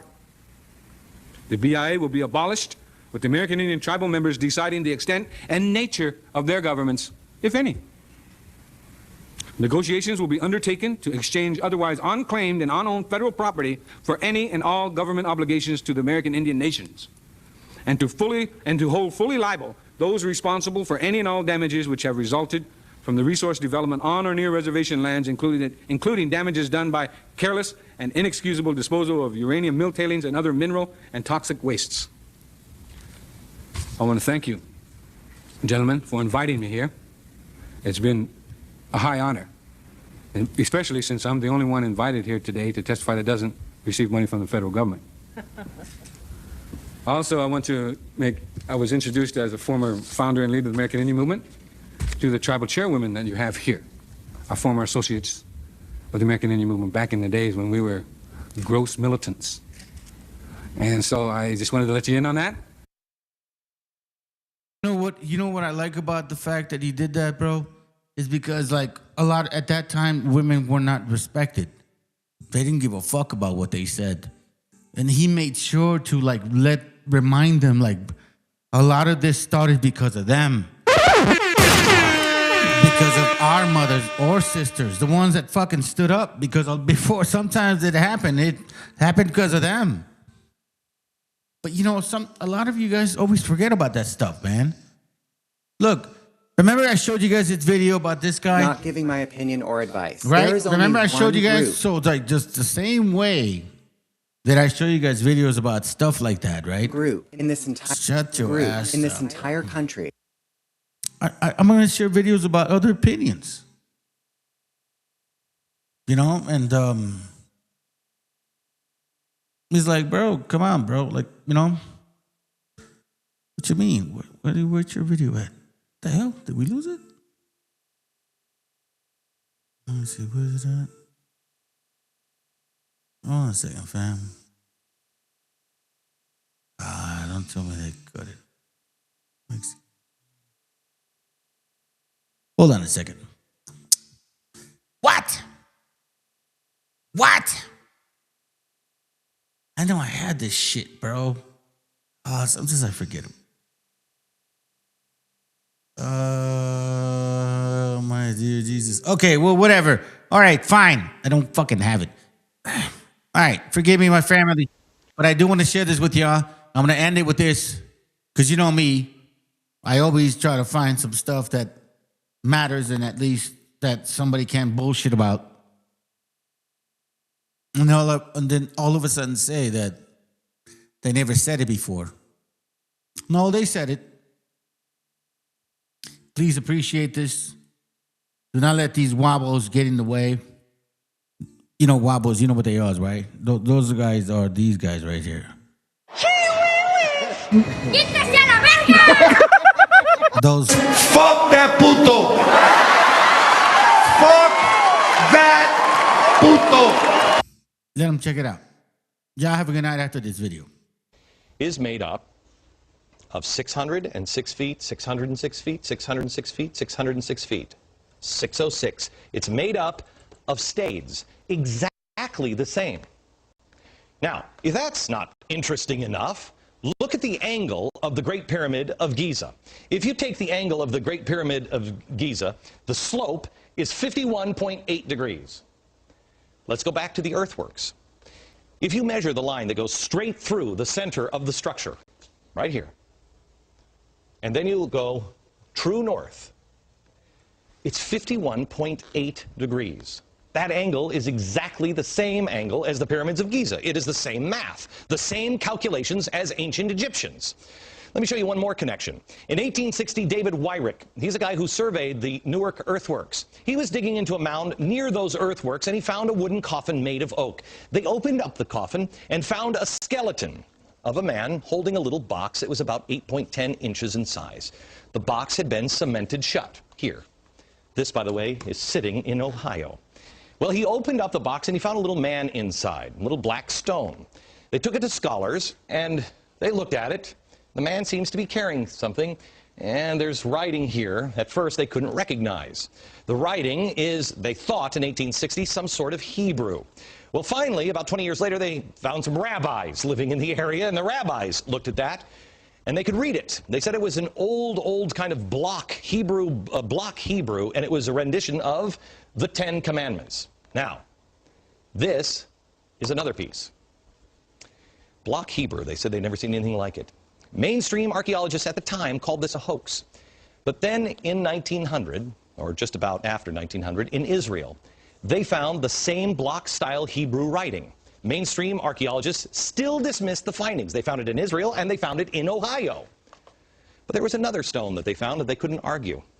This is the Bat Creek stone. It was found during the course of an official Smithsonian evacuation. The Smithsonian didn't understand the meaning of the writing on the stone. They thought it was Cherokee, since it came from Cherokee country. They didn't realize that it's actually Hebrew.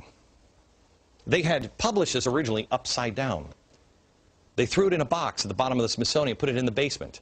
Many years later, a scholar took it out of the box, looked at it, and went, oh my gosh, it's upside down.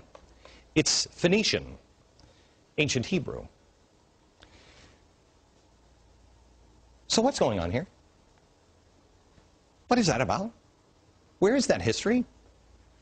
I'll show you in a few minutes, and we're going to have a conversation, and I'm going to show you some more things that the Smithsonian, science, government, commerce colluded to erase. By the way, I want to thank the directors of the documentary Lost Civilizations of North America for bringing these stories to my attention. I was blown away. To find more, visit the website lostcivilizationdvd.com. Here's the thing we should be asking ourselves. I don't know the story of these. Do you know that? Did you know that? Do you live in Ohio and did you know that? Why not? Were the American Indians wronged? Yes.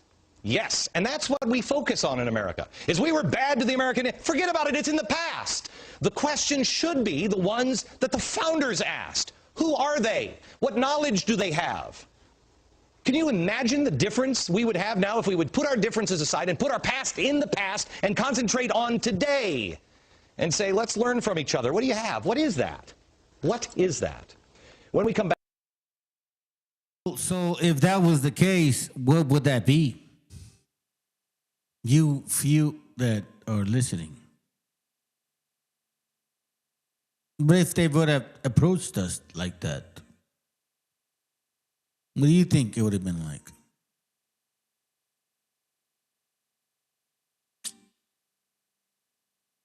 Back, I'm going to be joined by Peter Lilbeck, who is, I've told you before, is one of my favorite authors. He's going to talk to me a little bit about the founders here. And I'm also going to show you some documents that show how that history has been erased. Next.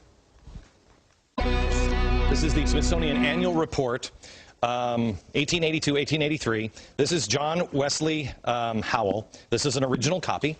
John Wesley Howell in 1789. Again, this is the, I'm sorry, Powell. This is the director of the Bureau of Ethnology at the Smithsonian Institute. He said this. Artifacts found prior to Christopher Columbus's arrival would be considered illegitimate by the Smithsonian. Only the savage Indian culture would be observed, and this created the artificial barrier to science. Only the savage.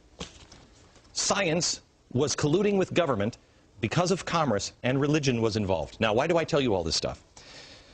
Not because I'm an Indian expert or anything else. You got to do your own homework. I just found out about this stuff. I'm amazed by it. I don't know what the answer is on this. The reason why I bring it up is the stock is not bad. The soup went bad, but the stock is not. Peter Lilbeck, Dr. Peter Lilbeck. This video was not the first time played ever on any channel. at all. You know what I mean? These guys kept talking about it and nobody fucking listened.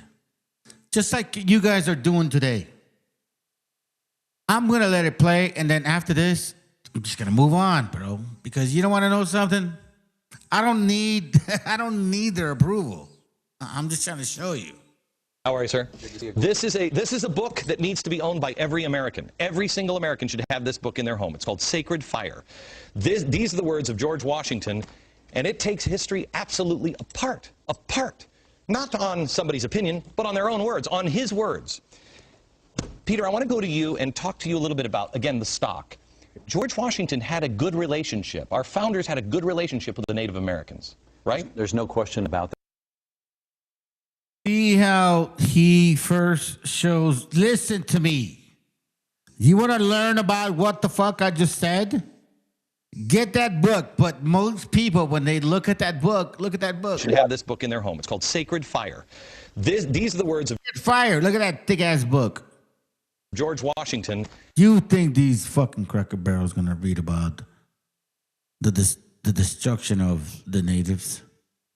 And it takes history absolutely apart. You understand what I'm saying? Do you think they're gonna want to read about the destruction of the natives? Apart.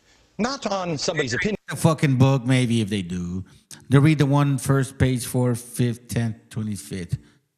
Maybe they'll look into like what a native shit and they'll reference it like, whatever, they were savages. That's what it is, my friends. But on their own words, on his words. Peter, I want to go to you and talk to you a little bit about, again, the stock. George Washington had a good relationship. Our founders had a good relationship with the Native Americans, right? There's no question about that. When they came to America, He said, yeah, we were hanging out, sharing wives, fuckers. Yeah, you're right, man. I had your wife, I had your daughter, and you had my daughter and shit. You know, maybe we could, swoop her on and, whatever. Like, come on, bro. You hear what they're saying? Oh, my God, the relationship was so good. Nos estábamos jalándolas, güey. realized they could not survive without a close relationship with the Indian people. The greatest story, for example, is the Pilgrims who were blown off course.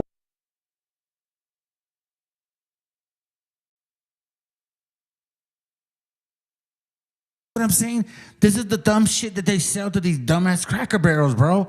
Like, oh, it was all good. What the fuck are you talking about? 800 miles. No, it's not good. It's not good. What the fuck you mean? What? Out of their destination, Virginia, they're in Massachusetts. They land on ground, and they're in the middle of nowhere, no government. They make the Mayflower Compact, so they have government when they land. And there's no Native Americans there because a plague had gone through, but one person shows up. He happens to be a Native American that knew English. He'd actually been taken captive to England. He'd learned English. He'd gotten his freedom. He came back as people. Destination, Virginia, they're in Massachusetts. They land on ground, and they're in the middle of nowhere, no government. They make the Mayflower Compact, so they have government when they land. And there's no Native Americans there because a plague. Remember, he says initially there's no Native Americans. This is why I pause that shit. Fuck this fucking lying bullshit bastard. Here we go. Plague had gone through, but one person shows up. He happens to be. He said there was no Native Americans. But then one person shows up. Okay, let's go. A Native American that knew English. He'd actually been. How the fuck did he know English? Been taken captive to England. He just showed up for the first time. Bro, like, come on, bro. Like, how the fuck does this native know English if this was the first time you fucking Cracker Barrel showed up? Makes history absolutely apart. Not on somebody's opinion, but on their own words, on his words. I need to know, bro. Peter, I want to go to you and talk to you a little bit about, again, the stock. George Washington had a good relationship. Our founders had a good relationship with the Native Americans, right? There's no question about that. When they came to America, they realized they could not survive without a close relationship with the Hold on. Indian people. The greatest story, for example, is the Pilgrims who were blown off course. 800 miles out of their destination, Virginia, they're in Massachusetts. They land on ground, and they're in. John never talked about 1609 starving times. The time that white people started eating each other up because you fucking guys were lazy as fuck. You should start teaching that at least at one point of your life so that maybe you shouldn't do that again. Because it reminds you of how your children can possibly fucking do that. In the middle of nowhere, no government. They make the Mayflower Compact, so they have government when they land. And there's no Native Americans there because a plague had gone through, but one person shows up. He happens to be a Native American that knew English. He'd actually been taken captive to England. He'd learned English. How the fuck did he get taken to England? Did anybody explain that? He'd gotten his freedom. He came back, his people were gone. The white settlers are there all of a sudden, and he meets them and he says, welcome. Once again, how the fuck did he speak English?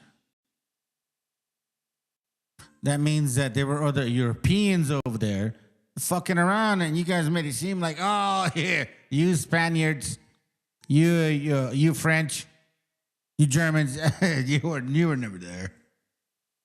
I mean, when we showed up, then you were there. Dude, you guys are fucking, oh my God, dog. Fucking gay, dude. Speaks English. They couldn't believe it. The providence of that moment is extraordinary. They needed help, and there was a person there to help them. And he was a Native American. Right. And that creates... Look at this shit. The fuck? We should have choked your asses out. That's what we should have done. Just fucking started cutting you and you...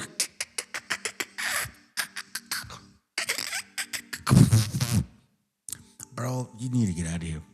Seriously, what the fuck else did you do? Massachusetts. All right, do I have time for one more story real quick? No? Okay, hang on, because I want to come back and talk about, William Penn. Because William Penn said something when he was working with the Indians that is critical to understand the truth, I think. Listen, Native Americans, we have a very, very important mindset talk about, you know what I mean? We should not be enemies. We should be friends. But in the space of like where I have control of you, like I'm smarter than you, I speak louder than you, I'm whiter than you, and my eyes are fucking lighter than you, my lips are thinner than you, my nose is thinner than you, like I can breathe way better than you, even though your nose are like, you know what I mean? Like it's almost like that, fam. I'm serious, man. I'm not lying to you, bro. Like this is this is great. I'm so glad that I am able to teach my children the shit that I know. I'm just so thankful of that. About America, and we'll do that next. The history that has been erased in our nation, and in particular with the Native Americans, happened because it didn't fit the story they created, Manifest Destiny. It only works when Indians were savages, and they had to have savages for commerce and government to expand. The ancient artifacts prove otherwise. Why aren't we looking into those? Peter Lilback is the president of Providence Forum and the author of George Washington's Sacred Fire. Okay, Peter, I think a great place for Americans to understand the truth about Americans and Native Americans and African Americans, all of it. It comes from William Penn. Tell the story. Great story. Philadelphia, the great founding city of the United States. That's where government began. It was founded by William Penn. He wanted a city without walls. And he determined that he would do it by making a constant commitment to justice and ethics with the Native Americans. There never was an Indian war with William Penn. And there's a wonderful treaty that still exists that describes the commitment they made. And it says this: there are good people and bad people among all people. There are good and bad Indians, there are good and bad Christians. That's what he called them in Philadelphia. And he said, we must come together so that we will address these problems that will come with respect and by communication, affirming the good. That's where we need to be. You understand what just happened? So you have this fucking Glenn bitch. See, this is so fucking crazy, bro. It's the way that they promote or provide information, and the way that they like for example, if you're working on a design project, right, and you want to blend in a situation, like you want to blend in an idea on the design project, It's like you have a name and you have a concept, and you want to blend it in, right? Do you understand that that's what they did to you guys right now? They just did that right now. Listen to this real quick. There are good among us and bad among us. There are good Americans. And he determined that he would do it. Because William Penn said something when he was working with the Indians that is Of Americans that knew English. He'd actually been taken captive. So they're talking about Israelites being here, okay? And then he mentions William Penn, but I want you to pay attention to what he does. Captive to England. He'd learned English. He'd gotten his freedom. He came back, his people were gone. The white settlers are there all of a sudden, and he meets them and he says, welcome. He speaks English. They couldn't believe it. The providence of that moment is extraordinary. They needed help. Do you guys understand now why okay, whatever, let's go. And there was a person there to help them, and he was a Native American. Right. And that creates Massachusetts. All right, do I have time for one more story real quick? No? Okay, hang on, because I want to come back and talk about... Here we go. I want to talk about William Penn. Because William Penn said something when he was working with the Indians that is critical to understand the truth, I think, about America. And we'll do that next. The history... The truth about America, okay? Here we go. The history that has been erased in our nation, and in particular with the Native Americans, happened because it didn't fit the story they created, Manifest Destiny. It only works when Indians were savages, and they had to have savages for commerce and government to expand. The ancient artifacts prove otherwise. Why aren't we looking into those? Peter Lilback is the president of Providence Forum and the author of George Washington's Sacred Fire. Okay, Peter, I think a great place for Americans to understand the truth about Americans and Native Americans and African Americans, all of it. It comes from William Penn. Tell the story. Great story. Philadelphia, the great founding city of the United States. That's where government began. It was founded by William Penn. He wanted a city without walls. And he determined that he would do it by making a constant commitment to justice and ethics with the Native Americans. There never was an Indian war with William Penn. And there's a wonderful treaty that still exists that describes the commitment they made. And it says this: there are good people and bad people among all people. There are... So basically, in case you guys don't know this, in case we're all just fucking dumb, okay? I'm gonna show you what that means. This is what that means, okay? So the character Glenn Beck, he's like, oh, so you know, who are these Native Americans? Who are these Native Americans? And the other guy shows up and he's like, well, you know, William Penn, whatever. But they don't officially say it. No different than this situation right here. This is from Jews, God, and History, page 371. And it says, as a footnote to history, we must record the fact that the Indians on the Caribbean island where the flotilla first landed were greeted in Hebrew and Arabic by Juan Luis de Torres. So right off the bat, like, there's no denying that the people that they talked to were greeted in Hebrew because that's what the language they spoke. So it says that the indigenous people in this land had a Hebrew-Arabic language. Okay? Do you understand that shit? Or are you guys still confused? That's what it's actually saying. A Jewish interpreter aboard the flagship, okay, I'm sorry, was greeted in Hebrew Arabic by Luis de Torres, a Jewish interpreter aboard the flagship. For Columbus was certain that the natives spoke either Hebrew or Arabic. So that's why he took this guy, and that's why this guy greeted our people when they first showed up to our continent in Hebrew. Okay? And then they don't deny it, just like earlier. They don't deny it. You know what they do? They say it was tourists, incidentally, who discovered maize and brought it to Europe, where with potato, it enriched the diet of the Western man, you know, the Cracker Barrel and shit. Bro, you guys need to stop bullshitting with our people, man. And you know what? I'm gonna say this right now. All you dumbass fucking razas that go and lick the nutsack of other nations and shit because you try to fit in, you don't even know what the fuck you're missing, bro. At all. I'm so glad that it is very clear what the scriptures talked about. Those that love their families will not become the 2/3. There are good and bad Indians. There are good and bad Christians. That's what he called them in Philadelphia. And he said, we must come together so that we will address these problems that will come with respect and by communication, affirming the good. That's where we need to be. There are good among us and bad among us. There are good Americans, bad Americans. There's good parts of America, there are bad parts. So let us enslave you. Can we enslave you for a moment, white boy? Will we be able to do that? Like just for like a couple 100 years, could we be able to enslave you? Be like, hey, listen, bro, you're right. You know, some of us are bad. You know what I mean? That's kind of fucked up and shit. So, like, can we do that?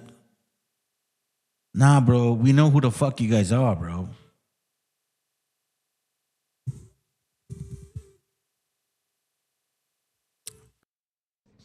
What's cooking? How can I help? Well, Tim, there's this troubling little rumor we've just heard. And we brought you in to see if you can help clear it up.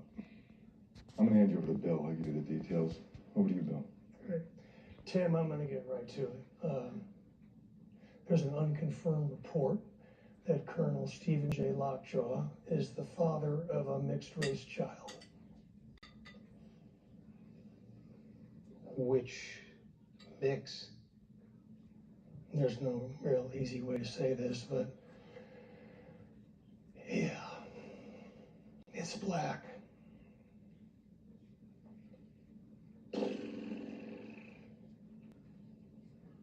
Well, that would be quite the revelation if it were true. Bill. Think this is a lie? I don't think it's a lie. This is exactly how they feel. Why are we lying to each other? May I ask what your source is? Sure. As part of a double Yankee white background check, some old paperwork turned up in a computer file on the... Double Yankee white. Double Yankee white. You mean like they double check you to make sure that you're a Cracker Barrel and shit. Like just an Edomite. That you are Edom, Cracker Barrel, white. You know what I mean? Like, you know, from Europe. Trust and believe I have no interest in being part of that fucking type of group that doesn't like to shower. Sorry. But I know that you guys don't like doing that. You guys hate water, bro. You don't even put lotion on your skin and shit. Black militant named Jungle Pussy. She told an officer this very story 15 years ago. 15 years ago. It's been there the whole time in ancient file. Pure luck we caught it. So where's the pussy? Oh, she's long dead. No more pussy. Now, a few days ago, Lockjaw hired a bounty hunter to make a civilian extraction in El Paso. It was led by an Avanti Q. You know him? Yeah, I know Avanti. He's a good soldier. Not great? I mean, he's excellent, but he's not a native son. That's his dirty little secret.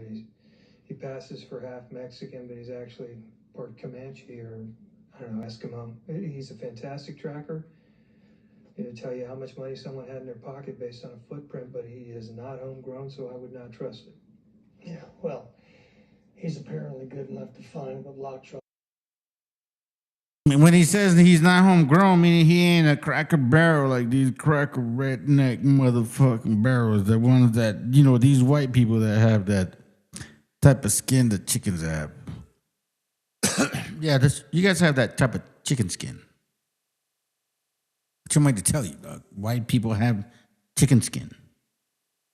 You want me to lie? Bro, y'all need to let people know, bro. Maybe some others don't have it, but, you know. the origin of you guys do. Let's continue. Let's see how far we go. I was looking for. Yeah. He found Howard Somerville. Ex-French 75, he runs an underground railroad, bringing illegals from our southern border to Backdan Cross in the north, where he set up a so-called sanctuary city, giving jobs and housing to drug dealers and psychopaths. He's also a reefer addict. Really? Well, he sounds like a class act, this guy. Next thing we know, Colonel Lockjaw's mobilized his task force into Backdan Cross and conducted a Class A raid on the Chicken Lickin' Frozen Farm. Oh, no. I love their nuggets. Well, this could mean a nugget shortage. Not to mention the Chicken Lickin's owned by our fellow Christmas adventurer brother Bert Rimhorn, who wants his wetbacks back to work. Next. Let's hear these people talk.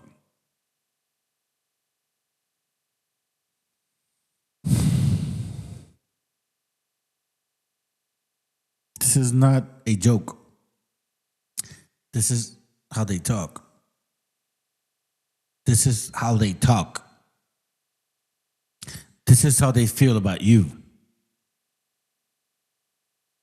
Yet they make us feel like that about each other. Like we're robbing each other. That's not the way it is. He hit the high school, Tim. Yeah. Correct. The high school. And now all hell's broken loose on the streets of Acton Cross. And he's turned off his ATAX. I'm sorry to interrupt, but I think I'm picking up what you gents are laying down here. This is a curious chain of events. So Lockjaw's looking for his half-breed, but do we know where the mama bear is? Funny you should ask that. Perfidia Beverly Hills. Currently MIA.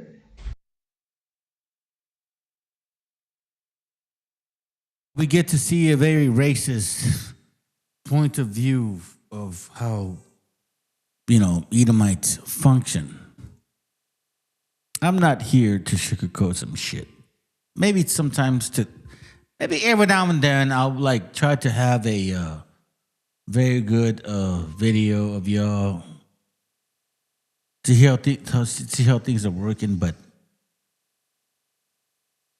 then I get tired, bro. So maybe I'll do this and then we out, right? Hold on, let me prepare it because I'm going to shut it down after this. No, hold on a second, hold on. No, I'm not gonna do that.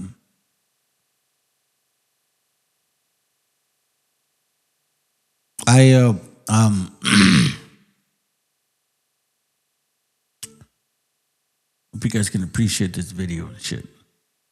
If you can find it, where is it at? Where you at, bro?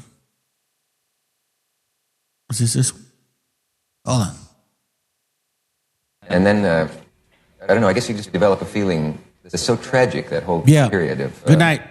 Of My Lai-like incidents, the Sand Creek Massacre, the Huskers wiping out of the Indians at I just heard something very interesting on the what are those Indians down, the Incas and those other ones that could write? Aztecs and... The Mayans. Oh, the Mayans, yeah. I was reading, somebody on TV was talking about how when the Spanish came, these priests burned for 30 days all the Mayan books, so there was none left, and his reason was, it's either the word of God, and we've already got that, so we'll destroy it, and if it isn't, it's the work of the devil. So they destroyed the whole Mayan culture, literature, which was very good and very aware, and there was about 3 books left which sort of say, got up and went to work, and there's not enough words for them to work out what the language was. That's right, because one man destroyed a whole one up written for Christianity.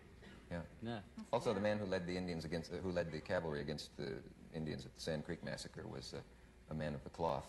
He's there, dude, talking to this guy, letting him know what's going on. The best way I could describe it is probably like a modern-day concentration camp. It's a bunch of temporary tents. There's probably room for 1,000 detainees in each tent. I believe there's like 5 tents. I've been locked in the same room now for 4.5 months. I've had barely any outside time, no fresh air, no sunshine. I could probably count on both hands the amount of times I've been outside. So just locked in this room all day, every day. We've got 2 TVs on the wall. We get 3 meals a day, very, very small meals, kid-sized meals. So everybody's hungry, everybody's tired. We've got no commissary, we've got no options to get extra food or anything like that. And the conditions here are filthy, completely nasty, very rarely cleaned. I'm in fear for my life down here, honestly, because people have been killed by the staff here, by the security staff. There you go. You just don't know what's going to happen on a day-to-day basis. You don't know if there's going to be riots. You don't know what's going to happen. It's a nightmare down here. I mean, is there competition for food, given how little you're each getting? Oh, absolutely there is, yeah. There's a little bit of discrimination, I guess, against English speakers here. The Spanish speakers definitely get a preference when it comes to the extra food, if there's any extra food left over, because all the staff are kind of Hispanic and, they kind of stick with their own when it comes to that kind of stuff, So we'd be extremely lucky to get anything extra, I like the Super Bowl not to be an international event. I like it when we kind of all come together as Americans, especially when it feels like the NFL is just using it as a marketing ploy to recruit Latin American audience on the heels of Latin America invading this country. 20 million pouring in, and that's what you see. You see all these foreigners speaking a foreign language with foreign flags marching into the camera like a caravan. Too soon. Listen, this was an open borders moment. Everybody knows it. That's what's going on here. We were talking about the Super Bowl halftime show. So I gotta ask, have you given like some time to like listen to some Bad Bunny and be like, hell no. maybe give him a shot? Absolutely not, man. Look. Why don't we get somebody from right here, from home? How about someone from right here in San Francisco? All these artists right here in the area to play at the Super Bowl. Somebody he speak English. I don't know if it's gonna be in Spanish or whatever. The whole thing is gonna be in Spanish. There's a few. What sense that make? I mean, man, look. Don't get me talking. Man, but Puerto Rico is America. Puerto Rico I'm Puerto Rican too. Puerto Rico is not America. It's a territory. It's a territory. You can't vote. It's not U.S. You can call it U.S. It's U.S. territory is what it is. That's all it is. To get up there and perform the whole show in Spanish is a middle finger to the rest of America. Who gives a damn that we have 40 million Spanish speakers in the United States? We have 310 million who don't speak a lick of Spanish. This is supposed to be a unifying event for the country, not for the Latinos, not for one small group, but for the country. We don't need a black national anthem. We don't need a Spanish-speaking, non-English performer, and we don't need an ICE or America hater. You know what? The way that she said, not for the Latinos. I think she wants that shit, bro. And you want to know something? Fuck it. Let me just tell you one more time. We are raising our kids, and they're way better than yours. And then, I don't know, I guess you just develop a feeling that's so tragic, that whole period of My Lai-like incidents, the Sand Creek Massacre, the Custer's wiping out of the Indians at I just heard something very interesting on the what are those Indians down, the Incas and those other ones that could write? Aztecs and the Mayans. Oh, the Mayans, yeah. I was reading, somebody on TV was talking about how when the Spanish came, these priests burned for 30 days all the Mayan books, so there was none left, and his reason was, it's either the word of God, and we've already got that, so we'll destroy it, and if it isn't, it's the work of the devil. So they destroyed the whole Mayan culture, literature, which was very good and very aware, and there was about 3 books left which sort of say, got up and went to work, and there's not enough words for them to work out what the language was. That's right, because one man destroyed a whole one up written for Christianity. Yeah. Also, the man who led the Indians who led the cavalry against the Indians at the Sand Creek Massacre was a man of the cloth. He's there, dude, talking to this guy, letting him know what's going on. The best way I could describe it is probably like a modern-day concentration camp. It's a bunch of temporary tents. There's probably room for 1,000 detainees in each tent. I believe there's like 5 tents. I've been locked in the same room now for 4.5 months. I've had barely any outside time, no fresh air, no sunshine. I could probably count on both hands the amount of times I've been outside. So just locked in this room all day, every day. We've got 2 TVs on the wall. We get 3 meals a day, very, very small meals, kid-sized meals. So everybody's hungry, everybody's tired. We've got no commissary. We've got no options to to get extra food or anything like that. And the conditions here are filthy, completely nasty, very rarely cleaned. I'm in fear for my life down here, honestly, because people have been killed by the staff here, by the security staff. There you go. You just don't know what's going to happen on a day-to-day basis. You don't know if there's going to be riots. You don't know what's going to happen. It's a nightmare down here. I mean, is there competition for food given how little you're each getting? Oh, absolutely there is, yeah. There's a little bit of the discrimination, I guess, against English speakers here. The Spanish speakers definitely get a preference when it comes to the extra food, if there's any extra food left over, because all the staff are kind of Hispanic and, they kind of stick with their own when it comes to that kind of stuff, So we'd be extremely lucky to get anything extra, I like the Super Bowl not to be an international event. I like it when we kind of all come together as Americans, especially when it feels like the NFL is just using it as a marketing ploy to recruit Latin American audience on the heels of Latin America invading this country. 20 million pouring in, and that's what you see. You see all these foreigners speaking a foreign language with foreign flags marching into the camera like a caravan. Too soon.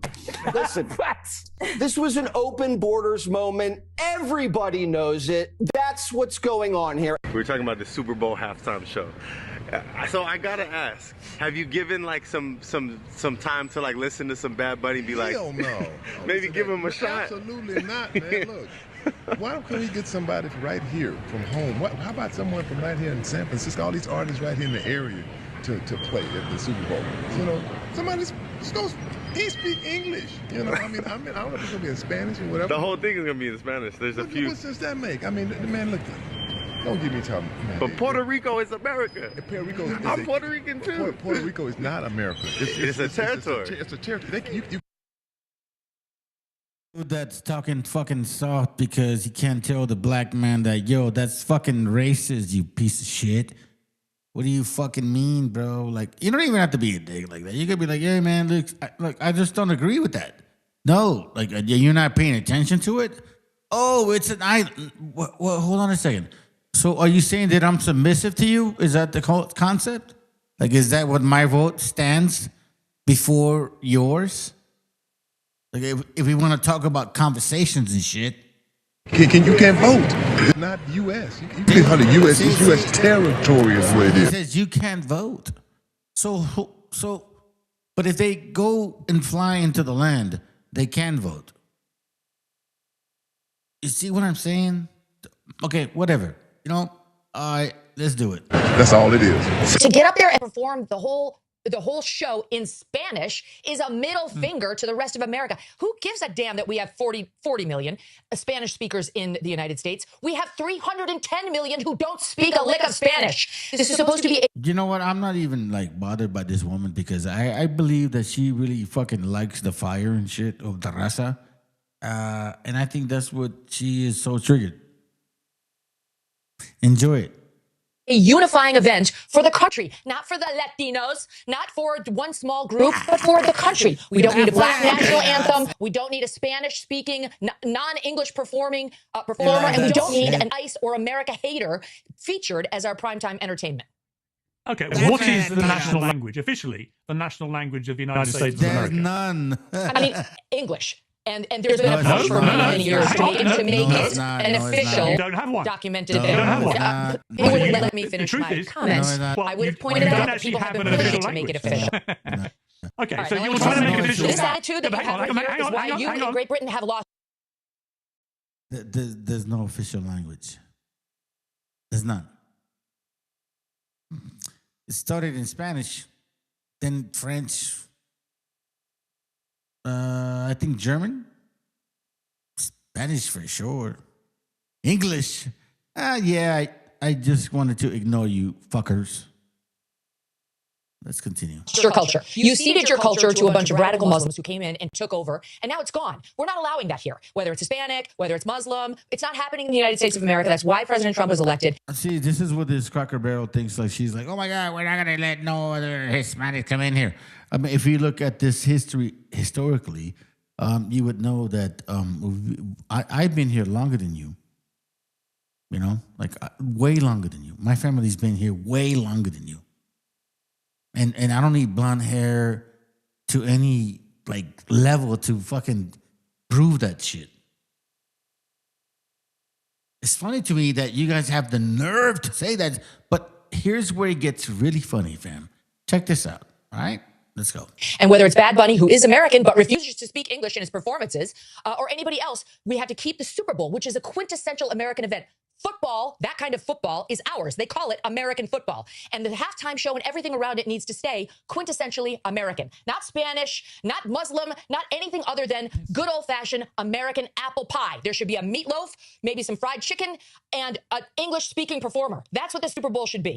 Do you know what the official language of the United States is? Piers Morgan does. We don't have one. We are the only nation in the world where every single language spoken on earth is spoken commonly every day. It doesn't make us weaker. It makes us stronger. Go ask, if you could, the Japanese soldiers of the Second World War who could never figure out how to break the Navajo speaking in code. Now, the Carlisle football team was small in stature, but they could compete with anybody, including the best football teams at the time, which was Harvard and Army. These native football players revolutionized the game. It's 1903, Carlisle versus Harvard.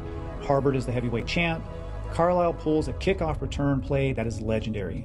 The players huddle around the returner, and one guy, Charles Dillon, slips the ball under his jersey. And he walks right past the confused Harvard defense with his hands empty. And once he's in the clear, he sprints for a touchdown. And the refs had to count it because at the time, there was no rule against hiding the football in your shirt. The Carlisle football team was legendary, and they would routinely beat the best football teams in the country. I bet you never heard of the Hominy Indians. This was an all-native professional football team founded in the 1920s in Hominy, Oklahoma. They had native players from more than 20 different tribes. They weren't a gimmick. They were a powerhouse. Their biggest moment came in 1927 when they played the New York Giants. Yes, we're talking about the NFL team. The Giants had just been crowned world champions, but the Hominy Indians beat them. Now imagine that, a group of natives showing up and beating the Super Bowl champs. What precisely is the MAGA culture? Let's listen to Congresswoman Melanie Stansberry explain it. We know that there are more than 36 associates, family members, and individuals directly associated with Donald Trump named in those files. Now, there are now at least 9 or 10 other countries across the world that have opened investigations or forced their leaders to step down because of their mere association with Jeffrey Epstein. And the United States government is engaged in an active cover-up of the largest sex trafficking scandal and influence peddling scandal in the history of the United States, and Donald Trump is right at the center of it. And the person who is living to provide the evidence, who knows what is going on, is trying to invoke the Fifth to buy her clemency. Young ladies, I like them underage. See, some say that's statutory, but I say it's mandatory. But to show you he's not a one-hit wonder, here's this. Kid Rock on the Olsen twins. Why is every guy in America waiting for these chicks to turn 18? I mean, you know what they're saying? If there's grass on the field, play ball. For all of the above reasons, I respectfully decline to answer the questions. I kept my underwear on. I know I'm supposed to feel sorry for Alex Preddy, but I don't. You know why I wasn't shot by Border Patrol this weekend? Because I kept my ass inside and out of their operations. The good guys, the ones who are trying to rid us of the scourge of child molesting illegals. Trump and Epstein were sued by a woman who went by the pseudonym Katie Johnson. Johnson alleged that Trump raped her. Unbothered by child rape. In fact, Megyn Kelly is an apologist for pedophiles like Jeffrey Epstein. Let's watch her normalize it. As for Epstein, I've said this before, but just as a reminder, I do know somebody very, very close to this case who is in a position to know virtually everything. Not everything, but virtually everything. And this person has told me from the start, years and years ago, that Jeffrey Epstein, in this person's view, was not a pedophile. This is this person's view, who was there for a lot of this, but that he was into the barely legal type. Like he liked 15-year-old girls. And I realize this is disgusting. I'm definitely not trying to make an excuse for this. I'm just giving you facts. That he wasn't into like 8-year-olds, but he liked the. You have to realize what her face said when she was like, Epstein's not a pedophile. She's like, like as soon as she said that, okay? So check this out. Hate to fucking bring it back, but you have to catch this. Alleged that Trump raped her. Unbothered by child rape. In fact, Megyn Kelly is an apologist for pedophiles like Jeffrey Epstein. Let's watch her normalize it. As for Epstein, I've said this before, but just as a reminder, I do know somebody very, very close to this case who is in a position to know virtually everything. Not everything, but virtually everything. And this person has told me from the start, years and years ago, that Jeffrey Epstein, in this person's view, was not a pedophile. This is this person's view, who was there for a lot of this, but that he was into the barely legal type. Like he liked 15-year-old girls. And I realize this is disgusting. I'm definitely not trying to make an excuse for this. I'm just giving you facts. That he wasn't into like 8-year-olds, but he liked the very young teen types that could pass for even younger than they were, but would look legal. Let's circle back to you protecting pedophiles and creeps, because I want to talk about the president and his possible involvement with Jeffrey Epstein. Now, I don't know what the president might have done with Jeffrey Epstein, but unlike this administration, I believe that facts matter. So let's talk about the facts. Fact number one, Donald Trump is one of the most named people in the Epstein files. At least 5,000 files contains more than 38,000 references to Trump, his wife, or Mar-a-Lago. Fact number two, Jeffrey Epstein and Ghislaine Maxwell made young girls available to Trump on multiple occasions. For example, according to this file, Ghislaine Maxwell presented a young girl to President Trump who spent more than 20 minutes apparently flirting with her. Here's another example. This shows notes from FBI investigators that describe Jeffrey Epstein transporting a victim to Mar-a-Lago to meet with President Trump, where he bragged to Trump that, quote, "This is a good one." Now, I'm not saying that the president is a pedophile, but there is a lot of evidence in these files that suggests that he's very close friends with a lot of men who are pedophiles. County has the pedophile symbol on its badge. Yeah. As if to say, you're safe with us, pedophile. It's cool. All right? So our 18,000 police jurisdictions are in the Stone Age, and they have been trained to turn a blind eye to most crime. The Zionists have totally compromised all law enforcement communications and computing across this country. There's an excellent book on Robert Maxwell, Israeli super spy.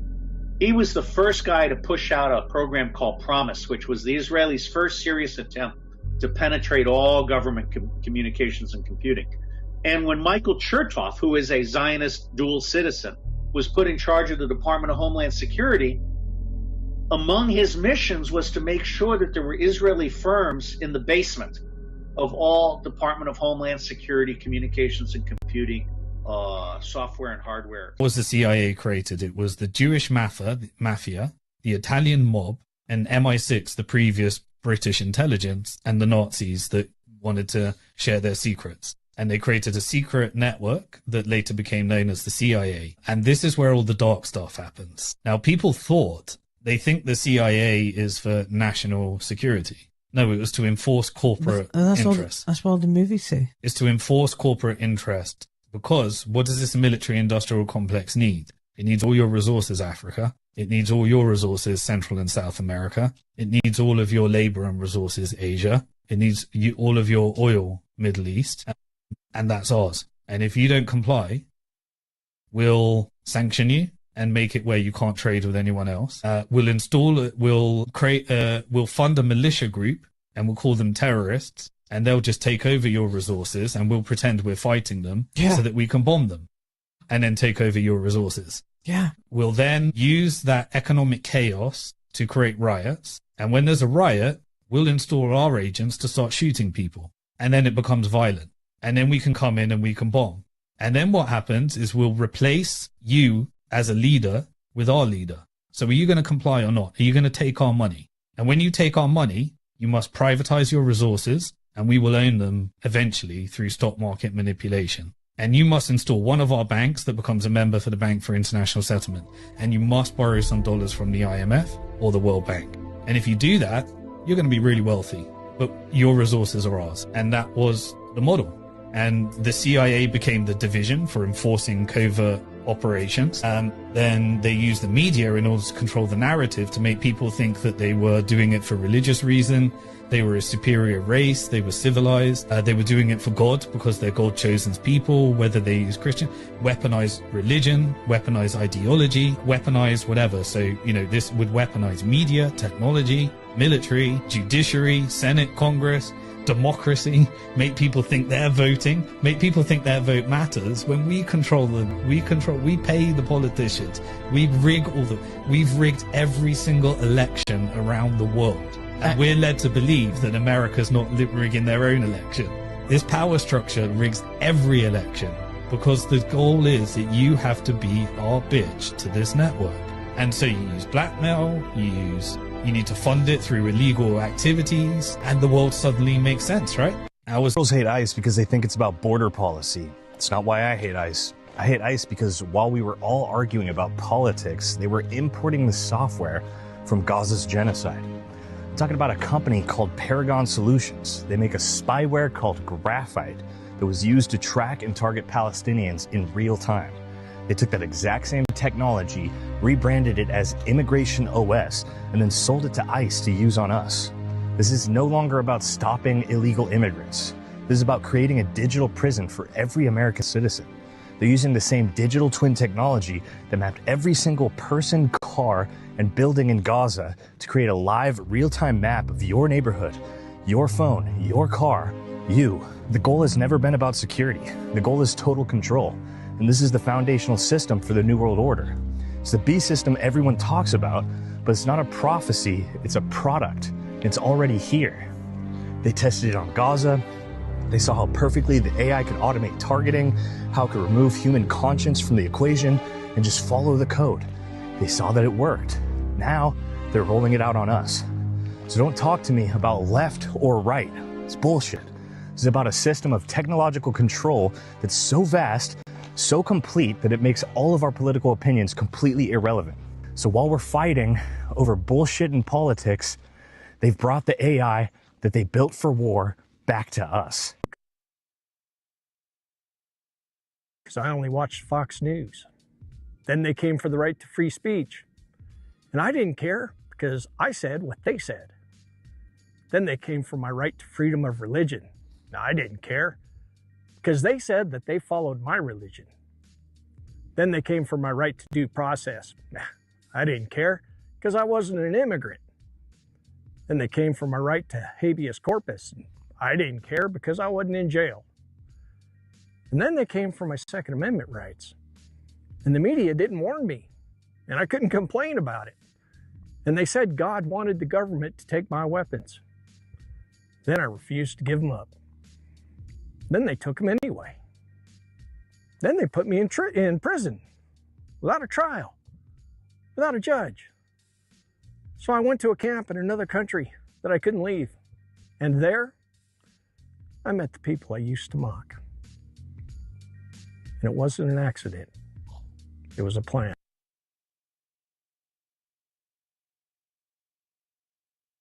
Antes del nombre América, antes del hierro y la cruz, había pueblos que hablaban con la tierra y con la luz. No era un mundo vacío, era ciencia y corazón. La historia empezó aquí mismo, aunque el invasor no pida perdón.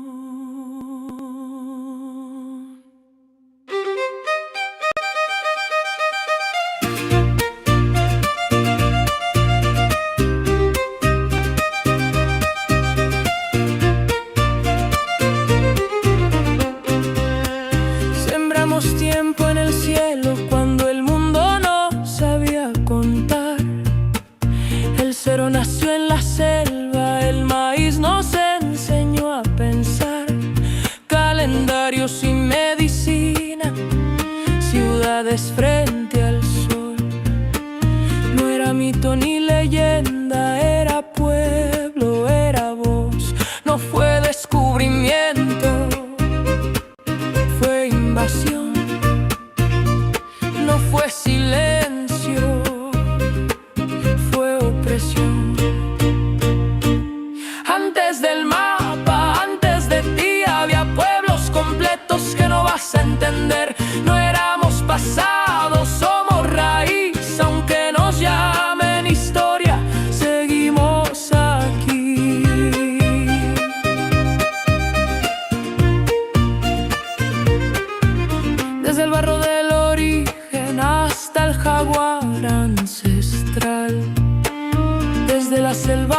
profunda hasta el águila solar, ciudades que eran mundos cuando Europa se partió, capitales que flotaban mientras el viejo mundo ardió. En la montaña aprendimos a vivir sin dominar, sin rueda y sin bestias, pero sabiendo gobernar. Caminos y comunidad, trabajo como misión. El poder no era conquista, era responsabilidad. No fue progreso, fue despojo. No fue fe, fue antojo. Antes del mapa, antes de ti, había pueblos completos que no vas a entender. No éramos pasado, somos raíz, aunque nos llamen historia, seguimos aquí. Hey. Hey. Hey. Hey. Hey. Quemaron nombres, vendieron memoria, alzaron fronteras sobre nuestra historia. Nos dijeron atraso para robarnos la voz, civilización a balazos y la fe pa'l control. Pero la tierra recuerda, la raíz no se rinde. Aunque cambien las banderas, la herida no se extingue. De norte a sur somos la misma raíz, la misma herida que se niega a morir. De norte a sur nadie sobra aquí, Latinoamérica sigue y no va a pedir permiso para existir.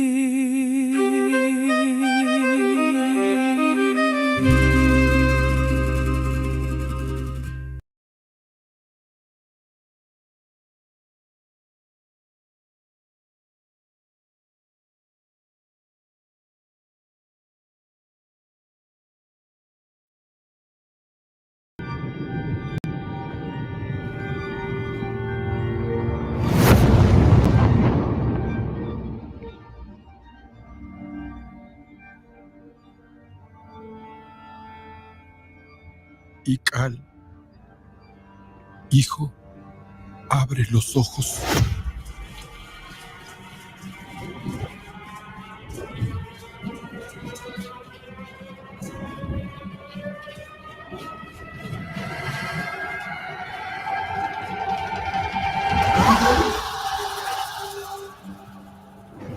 Tu cuerpo se queda con nosotros, pero tu espíritu debe seguir.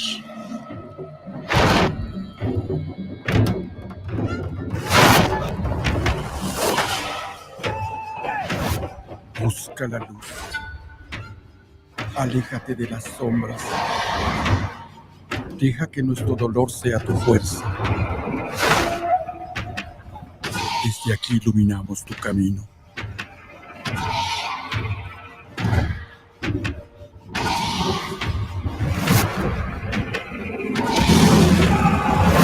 Lucha como nosotros ante esta pena tan grande.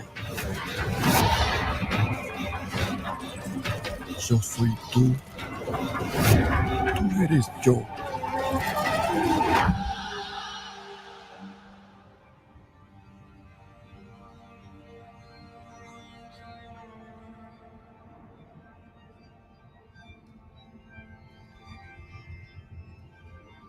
La muerte que hoy nos separa, mañana volverá a unirnos. Eres libre, hijo.